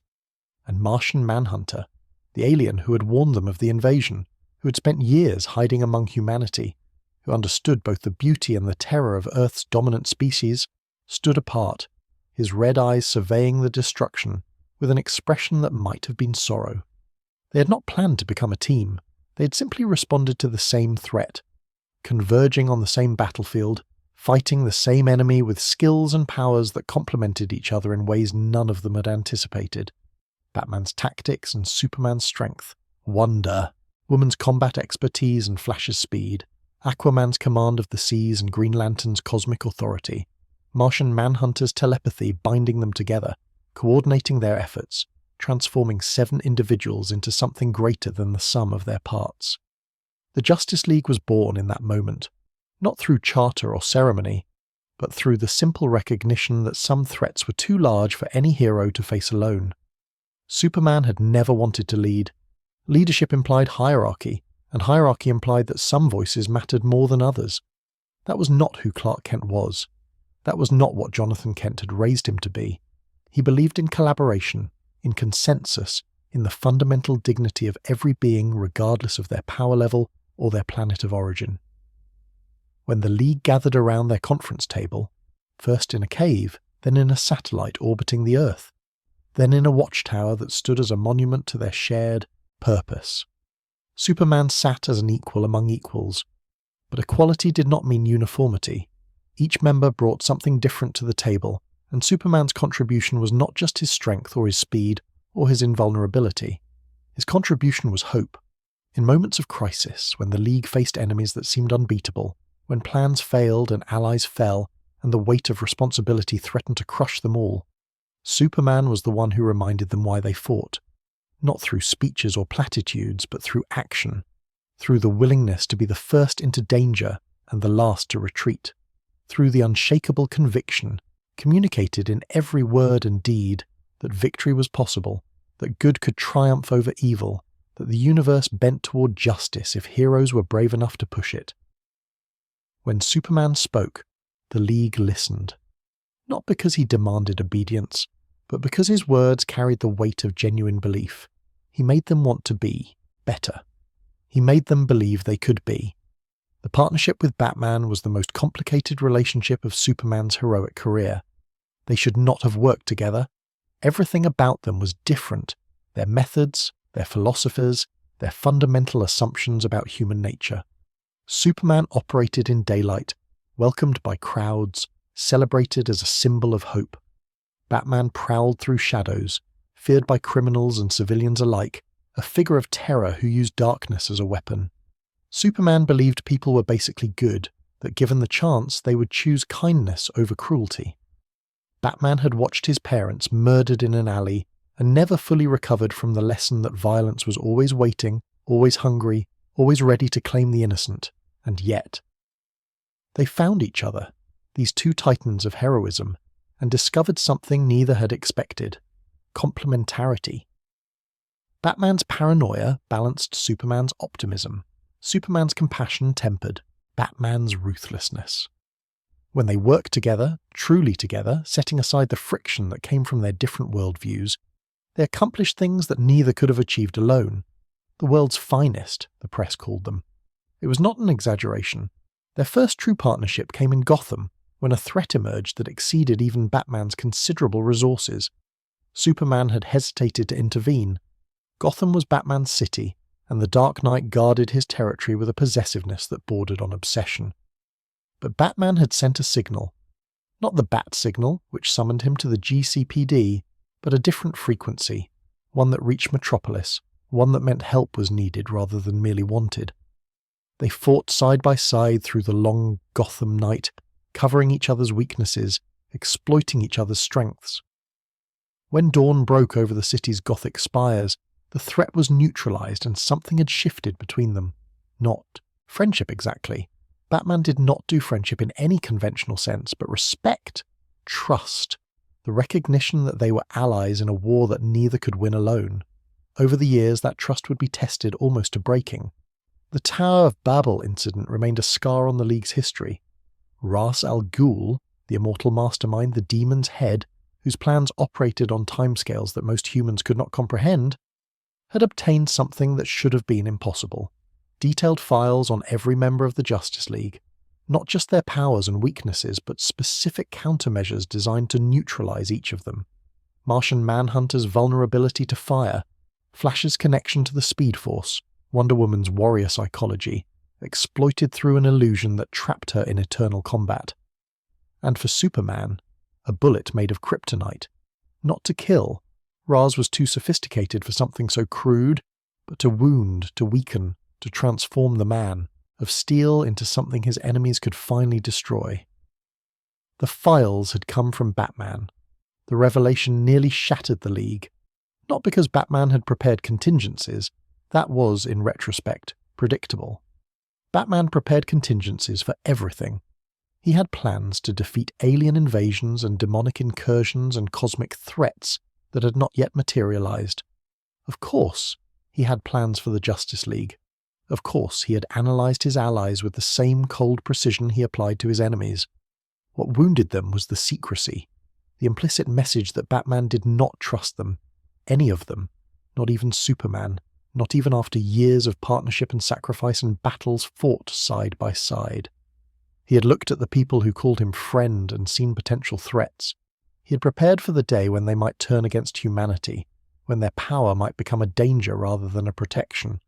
Superman confronted him in the Batcave after the crisis had passed, after Ra's had been defeated and the League's wounds had been treated. The conversation was quiet, no shouting, no accusations, just two men trying to understand each other across a gulf that suddenly seemed wider than either had realized. "You had a plan to kill me," Superman said. Not an accusation, a statement of fact. "I had a plan to stop you," Batman corrected. "There's a difference." "Is there?" Silence stretched between them. The bats in the cave's upper reaches stirred, disturbed by tension they could feel even if they could not understand. "You're the most powerful being on Earth," Batman finally said. "If you ever went rogue, if something controlled you, or changed you, or broke the moral code that holds you back, no one could stop you. Except me." He met Superman's eyes, and there was no apology in his gaze, no regret. Only the cold certainty of a man who had dedicated his life to preparing for the worst. "I'm not your enemy, Clark. I'm your failsafe. And, someday, you might be grateful for that." Superman wanted to argue. He wanted to explain that trust could not coexist with contingency plans, that friendship meant accepting vulnerability, that the kryptonite bullet in Batman's vault was a betrayal of everything they had built together. But he did not argue, because some part of him, the part that remembered Zod, remembered the cyborg Superman, remembered every moment when his power had come close to being turned against the innocent, understood. Power needed limits, even his power, especially his power. "Keep the kryptonite," he said finally, "but next time tell me. If you're going to prepare for my worst day, I deserve to know about it." Batman nodded. The tension did not fully dissipate. It never would, not completely. But something had been salvaged. Trust, wounded, began slowly to heal. The League faced threats that would have destroyed any individual hero. Starro the Conqueror, a starfish-shaped alien entity that attached itself to victims' faces and enslaved their minds, required the combined might of every founder to defeat. The creature's ability to control those it touched meant that the League spent as much time fighting each other as fighting it. Heroes turned against heroes by an intelligence that felt no remorse and understood no mercy. The Crime Syndicate of America, twisted reflections from a parallel Earth where good was evil and heroes were tyrants, forced the League to confront dark mirrors of themselves. Ultraman, Superman's counterpart, was everything Clark refused to be. Cruel, arrogant, addicted to kryptonite rather than weakened by it, using his power to dominate rather than protect. Fighting him was like fighting a nightmare given flesh, a reminder of what Superman could become if he ever abandoned the values his parents had taught him. Prometheus, a villain whose helmet contained the skills of the world's greatest warriors, downloaded directly into his brain, defeated the League through preparation and analysis, exploiting weaknesses they had not known they possessed.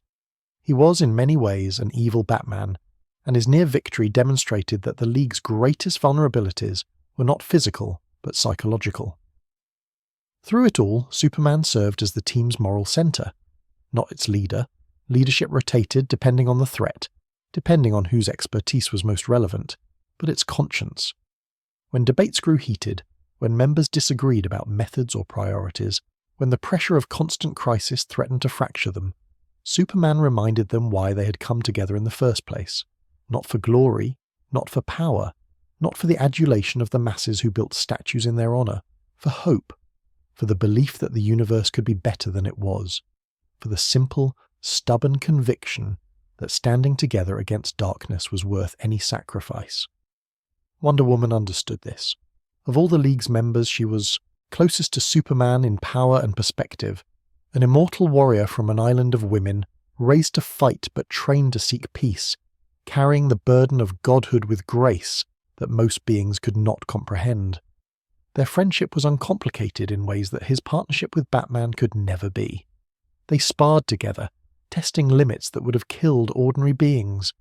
They talked for hours about philosophy and duty and the weight of living among mortals whose lifespans were measured in decades rather than centuries. When the world needed saving, they stood side by side. When the battle was over, they helped each other remember why saving the world was worth the cost. The Justice League was more than a team. It was a symbol, proof that beings of vastly different origins, abilities, and worldviews could work together for the common good. In a universe that often seemed random and cruel, the League represented order, purpose, the possibility that cooperation could triumph over conflict. Superman believed in that symbol with every fibre of his being. He believed that the League, imperfect as it was, pointed towards something better, a future where heroes would not be needed because humanity had learned to be heroic on its own, a future where the darkness that Batman fought, and the war that Wonder Woman waged, and the injustice that all of them opposed would finally be conquered, not through power, but through the slow, steady work of building a better world. It was a naive belief perhaps, a foolish belief, in a universe that had shown him again and again how much evil it contained. But Superman had always been foolish. He had always believed in things that seemed impossible. And somehow, impossibly, his foolishness kept being vindicated. The League kept winning, the darkness kept receding, and hope, stubborn, irrational, unquenchable hope, kept burning. The Justice League stood as Earth's first and last defense against threats beyond human comprehension, and at its heart, providing the moral foundation upon which everything else was built, stood a man from Kansas who had never stopped believing that tomorrow could be better than today. That was Superman's true power. Not his strength, not his speed, not his invulnerability, his hope. And that hope had transformed not just a team, but a world, inspiring billions to look up at the sky and believe that heroes were real, that good could triumph, that the universe contained beings who would fight for them when they could not fight for themselves. The mythology of Superman extended beyond his battles, beyond his allies, beyond the family he had built and the league he had helped to found. It reached into something deeper, something about what he represented, what he meant, what he would always mean to a species that had looked at the stars and dreamed of finding something greater than itself. The meaning of Superman awaited exploration, and with it the question that philosophers and theologians had debated since the day he first appeared in the sky. What does it mean to be a god who chooses to be human? Every civilization creates its gods. The Greeks carved Zeus from lightning and thunder, gave him dominion over the sky, and told stories of his power and his pettiness in equal measure. The Norse imagined Odin, the All-Father, who sacrificed his eye for wisdom and would fall at Ragnarok despite all his knowledge. The Egyptians raised Ra from the horizon each morning, a sun god whose journey across the sky gave meaning to the cycle of days. Every culture, every people, every gathering of humans who looked at the vast indifference of the universe and demanded that it mean something, they created beings greater than themselves, and through those beings, they tried to understand what it meant to be human. Superman is America's god. Not in the sense of worship. There are no temples dedicated to him, no priests interpreting his will, no sacred texts, demanding obedience. But in the deeper sense, the mythological sense, Superman serves the same function that Zeus and Odin and Ra served for their civilizations. He is the embodiment of ideals. He is the story a culture tells itself about what it values, what it aspires to, what it believes separates good from evil and meaning from chaos. And like all gods, he reveals as much about his creators as he does about himself. Superman was born in 1938 in the pages of Action Comics, from the minds of two Jewish teenagers in Cleveland. Jerry Siegel and Joe Shuster were children of immigrants. Their families had fled persecution in Europe, had crossed oceans in search of safety, had arrived in America with nothing but hope and the willingness to work for a better life.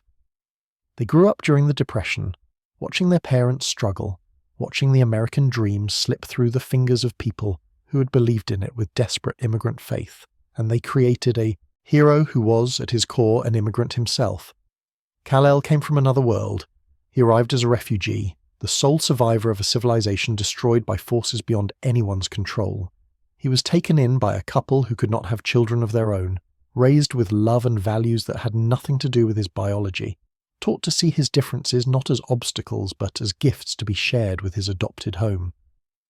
This is the immigrant story. This is the American story, or at least the version of it that America has always told itself.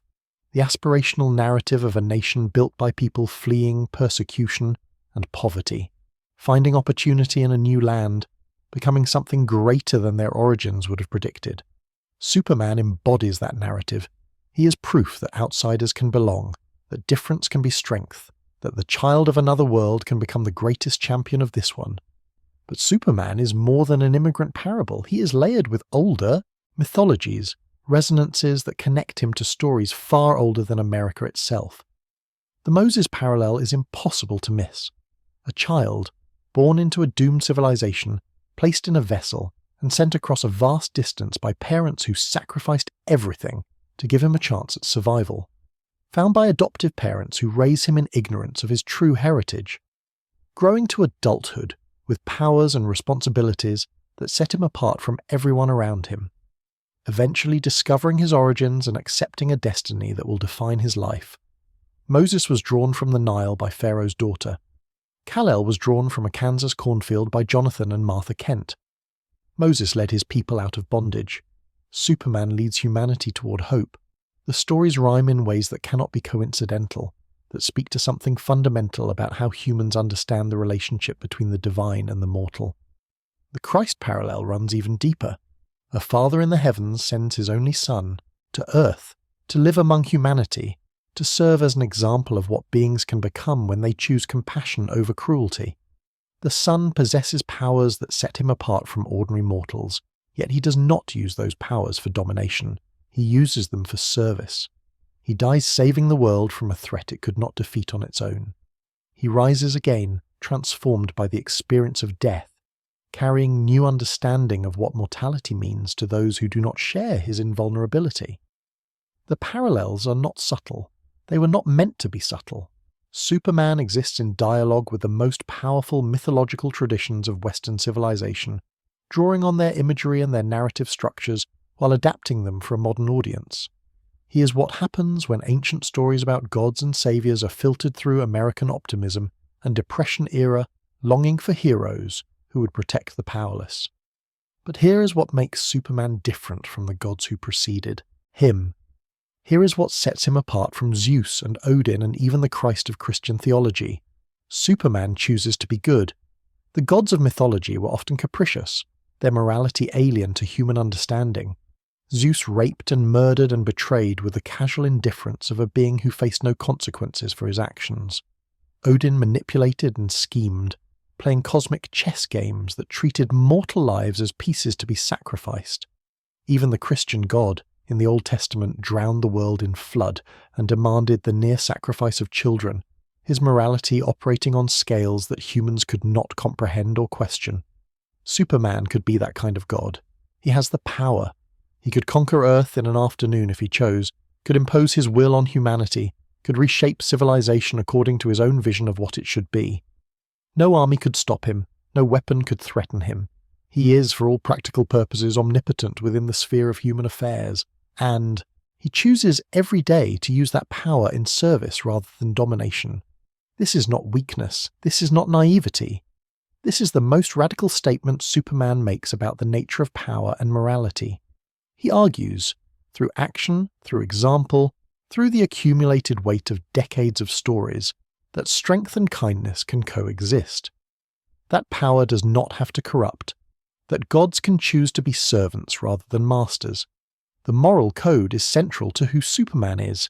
He does not kill.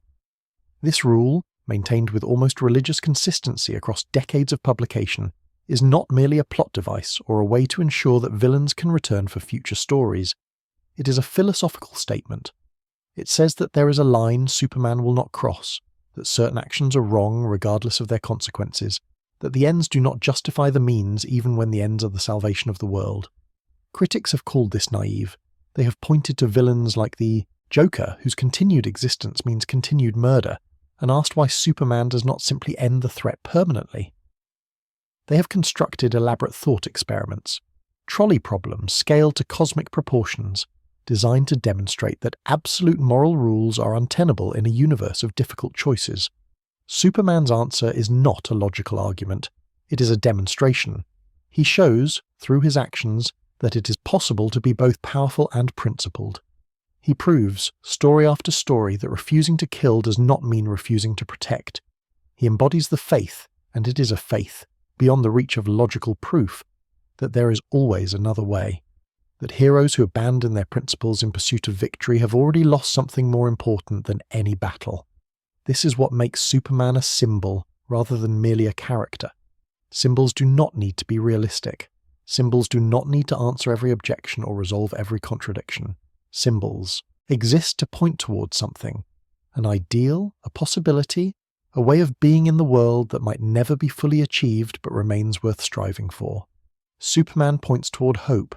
He points toward the possibility that strength can be gentle, that power can be humble, that the universe contains beings who will choose service over domination even when no force compels them to make that choice.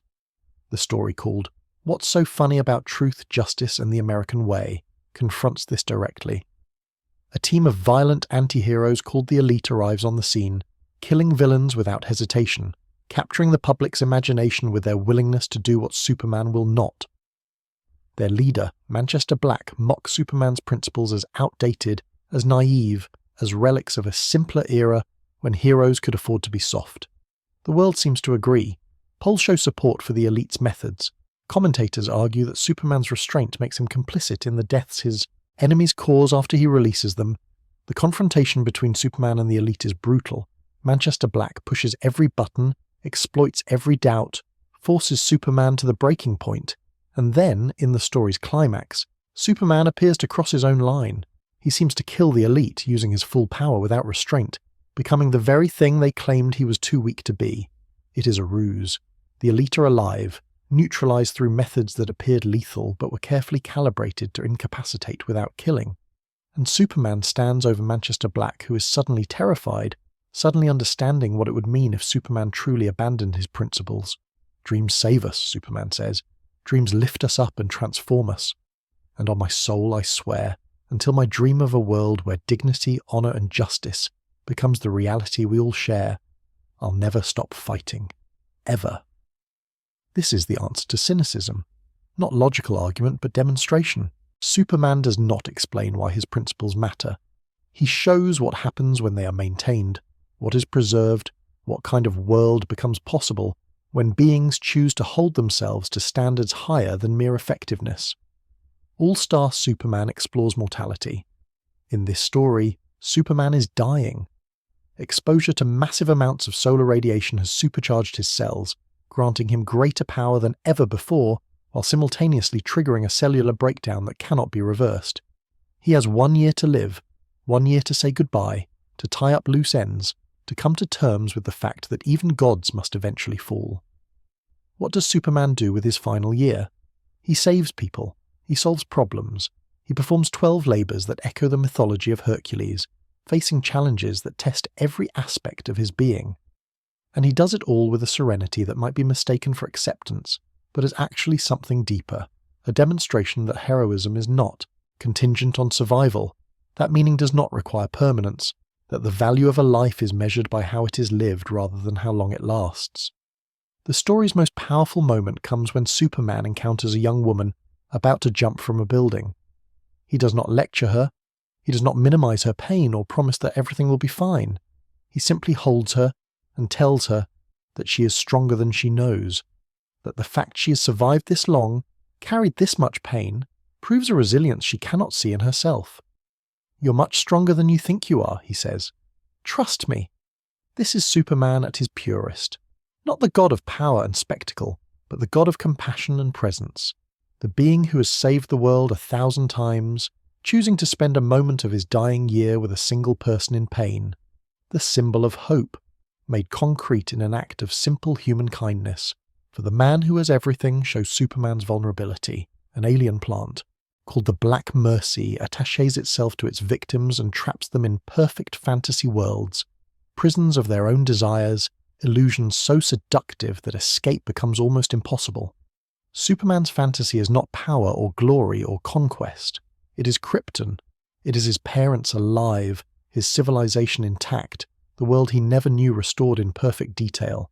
He lives an entire life in that fantasy, grows up, marries, has children, becomes an ordinary Kryptonian in an ordinary world, and he chooses to leave it. He tears himself free from the only thing he has ever truly wanted, because the fantasy is not real, because the people he loves on Earth need him, because duty matters more than desire. The moment is devastating. Watching Superman say goodbye to the father he never knew, the world he never got to live in, the life he could have had if tragedy had not shaped him into something else.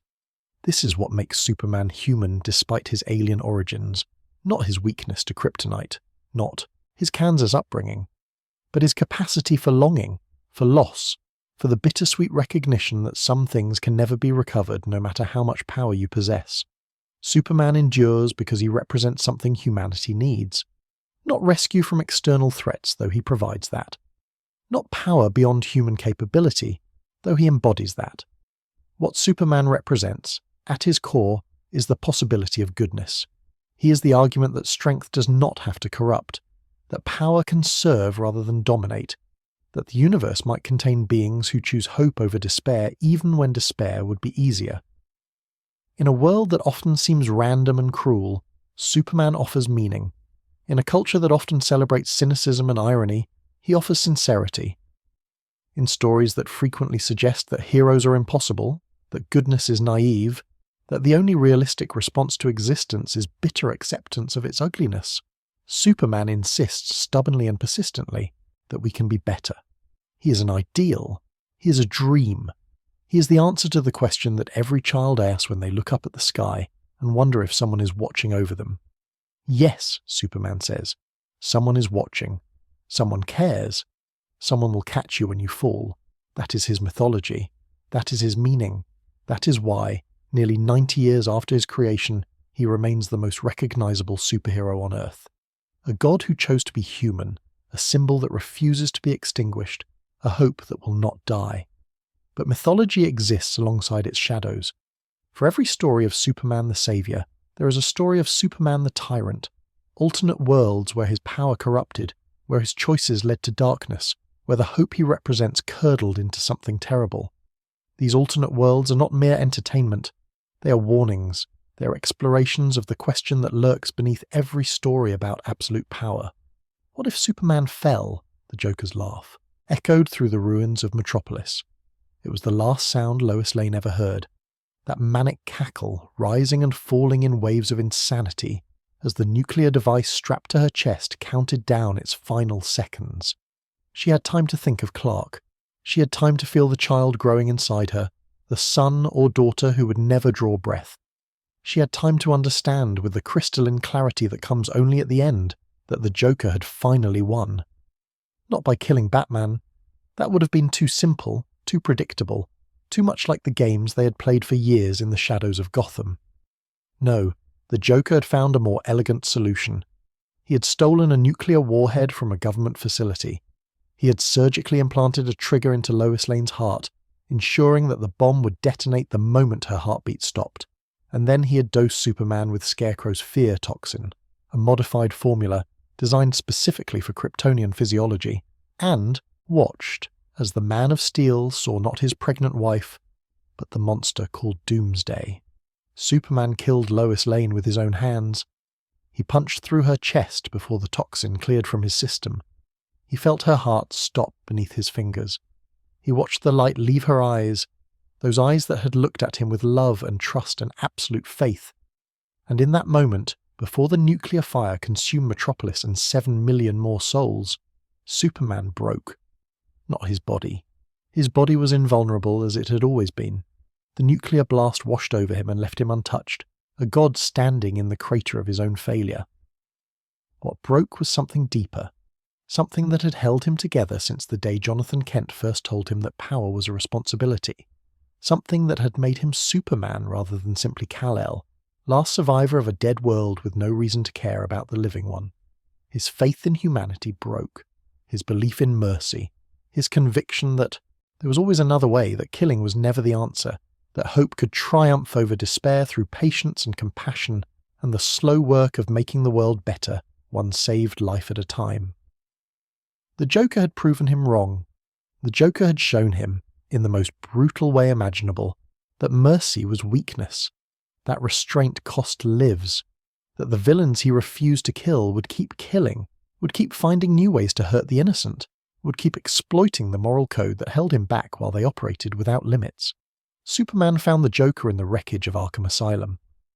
Batman arrived too late to stop the confrontation, too late to talk his friend down, too late to do anything but watch as Superman's hand punched through the Joker's chest and emerged holding a still beating heart. "I'm done," Superman said. His voice was flat, empty. The voice of a man who had crossed a line and discovered that the other side was not the abyss he had feared, but something far more seductive, the intoxicating clarity of power without principle. No more half measures, no more prisons that can't hold them, no more mercy for those who don't deserve it. Batman tried to stop him. Of course he tried. That was what Batman did. what he had always done, standing against threats that should have been beyond human capability through sheer force of will. But Superman was not a human threat. Superman was a god, and gods did not yield to willpower. "You were my friend, Bruce." Superman's eyes glowed red, heat vision building behind pupils that no longer held anything resembling warmth. "Don't make me prove that friendship has limits. This is the world of injustice. It is a world where Superman's fall dragged everything else down with him. Within 5 years of Metropolis's destruction, Superman had conquered Earth. Not through invasion, he did not think of it as conquest, but through the systematic elimination of everyone who stood in his way. Governments that opposed him were toppled. Heroes who resisted were imprisoned or killed. Batman led an insurgency from the shadows, but even the Dark Knight could not defeat a god who had decided that peace was more important than freedom. The Superman of injustice is not a villain in the traditional sense. He does not cackle or gloat or revel in cruelty for its own sake. He genuinely believes he is making the world better. War has ended under his rule.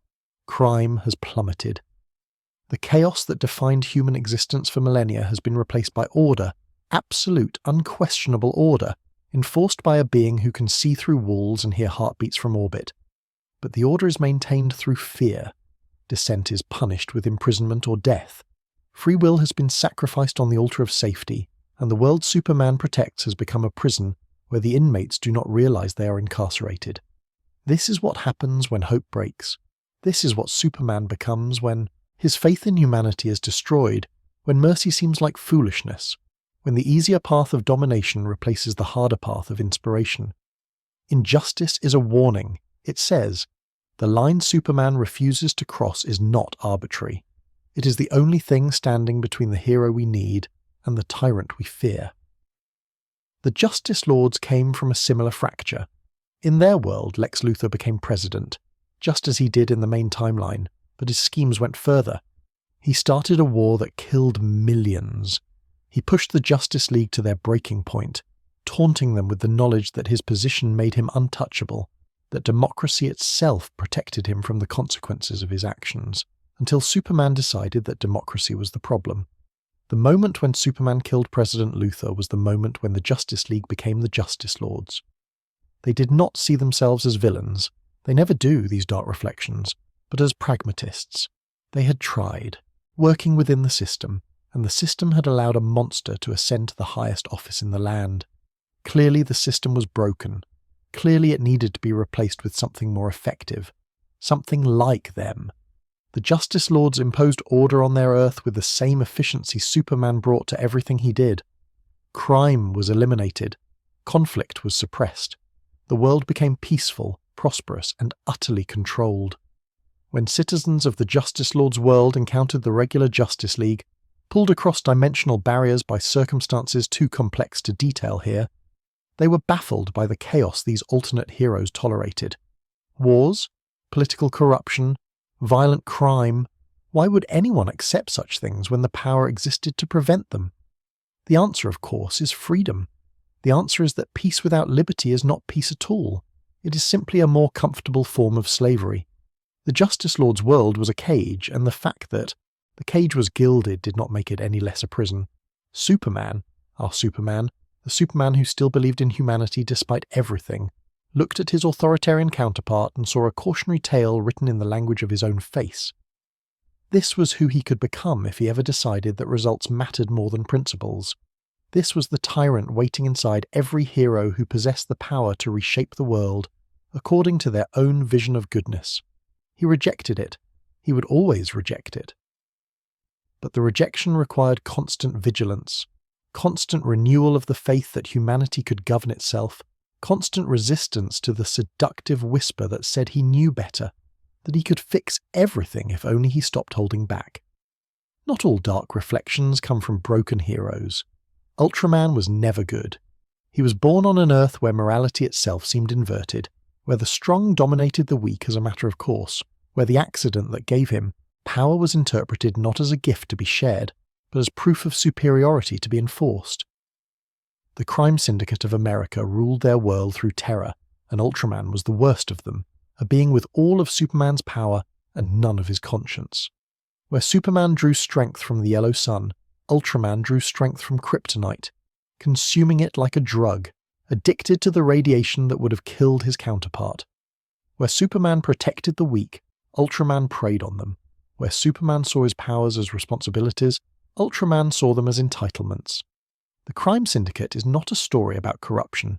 It is a story about environment, about what happens when a being of immense power is raised without love, without guidance, without the moral framework that transforms strength into heroism. Ultraman is what Kal-El might have become if his rocket had landed somewhere other than the Kent farm. If the hands that pulled him from the crater had been cruel, rather than kind. If no one had ever taught him that power without compassion is merely tyranny in waiting. This is why the Kents matter. Not because Kansas is inherently virtuous. There are cruel people in Kansas, as there are everywhere. But because Jonathan and Martha Kent were specific individuals who made specific choices. They chose to love an alien child as their own. They chose to teach him humility and service. They chose to believe that their son could be good, and their belief became self-fulfilling prophecy. Superman is not good because he is Kryptonian. Superman is good because he is a Kent. Red Sun asks a different question. What if the rocket had landed 12 hours later, carried by the rotation of the Earth to a different destination? What if the child of Krypton had crashed not in Kansas but in Ukraine, had been raised not on an American farm but on a Soviet collective, had absorbed not the values of Midwestern democracy but the ideology of Stalinist communism? The Superman of Red Sun is not evil. He is, in his own way, genuinely heroic, devoted to the people of the Soviet Union, committed to building a better world according to the principles he was taught. But those principles are different from the ones we know. This Superman believes in collective good over individual freedom. He believes that the state can and should direct human development toward optimal outcomes. He believes that his power gives him the right, the duty, to impose order on a chaotic world. He conquers most of the Earth, not through violence primarily, but through the seductive appeal of a utopia that actually works. Under Superman's guidance, the Soviet Union becomes a paradise. No hunger, no crime, no war, no conflict of any kind. The only cost is freedom, and most people discover that they are willing to pay that price for the security Superman provides. The only holdouts are the United States, led by a President Lex Luthor who opposes Superman not from villainy, but from genuine conviction that freedom matters more than safety. And in the story's climax, it is Luthor, the villain of every other Superman story, who defeats his nemesis, not through kryptonite or violence, but through a single question written on a note. Why don't you just put the whole world in a bottle, Superman? The question breaks through decades of certainty. It forces Superman to recognize what he's become. Not a hero, but a collector, preserving humanity like specimens in a museum, protecting them from every danger, including the danger of making their own choices. He has become, in essence, Brainiac, the very enemy he most despised, the intelligence that preserved civilizations by destroying their freedom. Red Sun's Superman chooses differently after that moment. He steps back. He lets humanity stumble forward on its own, making mistakes, suffering consequences, but also growing in ways that would be impossible under the guidance of a benevolent God. He learns, at last, the lesson that our Superman internalized from the beginning, that hope means trusting people to find their own way, even when you could find it faster for them. Kingdom Come presents an older Superman, one who has already fallen and must choose whether to rise again. In this future, the Man of Steel has been in exile for years, retreated to his fortress of solitude after a new generation of heroes rejected his principles, after a vigilante called Magog killed the Joker and the public celebrated rather than condemned. Superman looked at a world that no longer wanted what he represented and decided to give it what it wanted. He left. He stopped fighting. He let the violent new heroes have their violent new world. The result was catastrophe. Without Superman's moral example, without the symbol of hope that had guided heroism for generations, the meta-human community descended into chaos. Heroes fought heroes. Cities burned. The apocalypse approached not through alien invasion or cosmic threat, but through the simple absence of anyone willing to stand for something better. Kingdom Come is about Superman's return, about an aging god putting on the cape one more time, not because the world deserves saving by any rational measure it does not, but because hope is not contingent on whether people have earned it. Hope is a gift, freely given, extended even to those who reject it. Superman returns because that is who he is, because abandoning the world to its own destruction would be a betrayal of everything Jonathan Kent taught him, everything the House of El represented, everything that makes the symbol on his chest mean something. The story ends in tragedy and resurrection, in death and renewal, in the recognition that Superman cannot save humanity from itself, but he can remind them of what they are capable of becoming. He can be the light that illuminates the path, even if he cannot force anyone to walk it.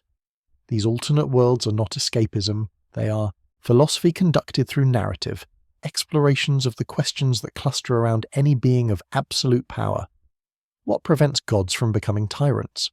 What holds the line between protection and control? Why should the strong serve the weak rather than dominating them? Superman's answer is not logical argument. It is not utilitarian calculus or deontological principle. It is simpler and more profound than any philosophy could capture. He chooses to be good because his parents taught him that goodness mattered. He chooses to serve because service is what heroes do. He chooses to hope because hope is the only thing that makes the struggle worthwhile. The alternate worlds show what happens when those choices are made differently. They are warnings, yes, but they are also affirmations. They demonstrate, through contrast, how much depends on the decisions Superman makes every day. They prove that his goodness is not inevitable, not guaranteed, not the automatic result of Kryptonian genetics or yellow sun radiation. His goodness is a choice, made fresh every morning, renewed with every life saved, every villain spared, every moment when the easier path of domination is rejected in favour of the harder path of inspiration. That is what makes Superman a hero rather than merely a god. That is what makes him worth believing in. And that is why, across all the infinite worlds of the multiverse, across all the timelines where he falls and the timelines where he rises, the symbol on his chest continues to mean hope. Not because hope is easy, not because hope always wins, but because hope is a choice, and Superman, in every world that matters, chooses to make it. The alternate worlds fade, the warnings have been delivered, the affirmations have been made. What remains is the story itself, the never-ending battle, the eternal struggle, the choice that must be made again and again until the end of time. Superman flies on, and the world, imperfect and struggling, and beautiful in its chaos, flies with him. The sun rises over Metropolis. It rises as it has risen for billions of years, indifferent to the dramas playing out on the small blue planet that orbits it, unconcerned with the lives and deaths and struggles of the beings who have claimed that planet as their own. The sun does not know that its light gives power to the last survivor of a dead world. It does not care that its radiation transforms an ordinary-seeming man into something approaching divinity. It simply burns as stars burn, following the physics that govern all things in a universe too vast for any mind to comprehend. But on this morning, as on every morning, a figure rises with it. Superman floats above the city he has sworn to protect, cape catching the first golden rays of dawn, eyes scanning the streets below for signs of trouble. He's been doing this for years, decades in some tellings of his story, centuries in others. The specifics change with each retelling, each reboot, each new interpretation of a mythology that has grown too large for any single narrative to contain. But the essence remains constant. Every morning he rises, every morning he watches, every morning he chooses to be the guardian that humanity needs, whether humanity knows it needs him or not. The villains will return. They always return. Lex Luthor is out there somewhere, plotting in his towers of glass and steel, convinced that his genius entitles him to rule, that Superman's existence is an insult to human potential, that the alien must be destroyed before humanity can achieve its true greatness. The hatred has not dimmed over the years. If anything, it has intensified, fermented into something purer and more dangerous, an obsession that consumes everything it touches. Luthor will never stop. He will scheme and manipulate and build weapons of increasingly sophisticated destruction, and Superman will stop him, again and again, until one of them finally falls for good. Brainiac drifts through the cosmos, his consciousness distributed across servers and ships and systems scattered throughout 100 galaxies. The Collector of Worlds has been defeated before, his bodies destroyed, his plans thwarted, his bottle cities liberated by heroes who refused to accept that preservation required imprisonment. But defeat is not death for a being like Brainiac. Defeat is merely data, information to be processed and incorporated into future strategies. He learns, he adapts, he waits. And someday, when Earth's defenses are weakened and its champion is distracted, he will return to complete his collection. Darkseid sits on his throne of apocalypse, patient as stone, eternal as the fire pits that burn beneath his citadel. The god of evil has never abandoned his quest for the anti-life equation. He has never accepted that free will might be worth preserving, that hope might be stronger than despair, that a Kryptonian in primary colours might represent something he cannot conquer through force or corruption. The war between them is not a war that can be won, not permanently, not completely. It is a war that must be fought forever, because the alternative is surrender, and surrender to Darkseid means the end of everything that makes existence worth living. Other threats lurk in shadows Superman has not yet illuminated. New villains will emerge, born from the endless creativity of a universe that seems determined to test the limits of heroism. Old villains will evolve, finding new weaknesses to exploit, new strategies to employ, new ways to threaten the innocent people Superman has dedicated his life to protecting. The battle never ends because evil never ends, not in any final sense, not in any way that allows heroes to rest on their victories and declare the work complete. This is the burden Superman carries. This is the weight that presses down on shoulders strong enough to hold up falling buildings but not always strong enough to bear the knowledge that his work will never be finished. And yet he continues. He continues because the work matters, even if it is never complete. He continues because every life saved is a victory, even if new lives will be threatened tomorrow. He continues because hope is not about outcomes. It is about commitment, about the decision to keep fighting regardless of whether final triumph is possible. Jonathan Kent understood this, on the farm in Smallville, working soil that would need to be worked again next season, and the season after that and every season until the end of time. He taught his son that labour was not meaningful because it achieved permanent results. Labour was meaningful because it expressed values. You planted crops because planting was good. You helped neighbours because helping was right. You did the work that needed doing, not because the work would ever be finished, but because doing it was who you chose to be. Superman chose to be a hero. He makes that choice every morning when he rises with the sun. He makes it every time he hears a cry for help and answers it. He makes it every time he faces an enemy he has defeated before, knowing he will face them again, knowing the cycle will repeat until something fundamental changes in the universe or in himself. Some would call this futile.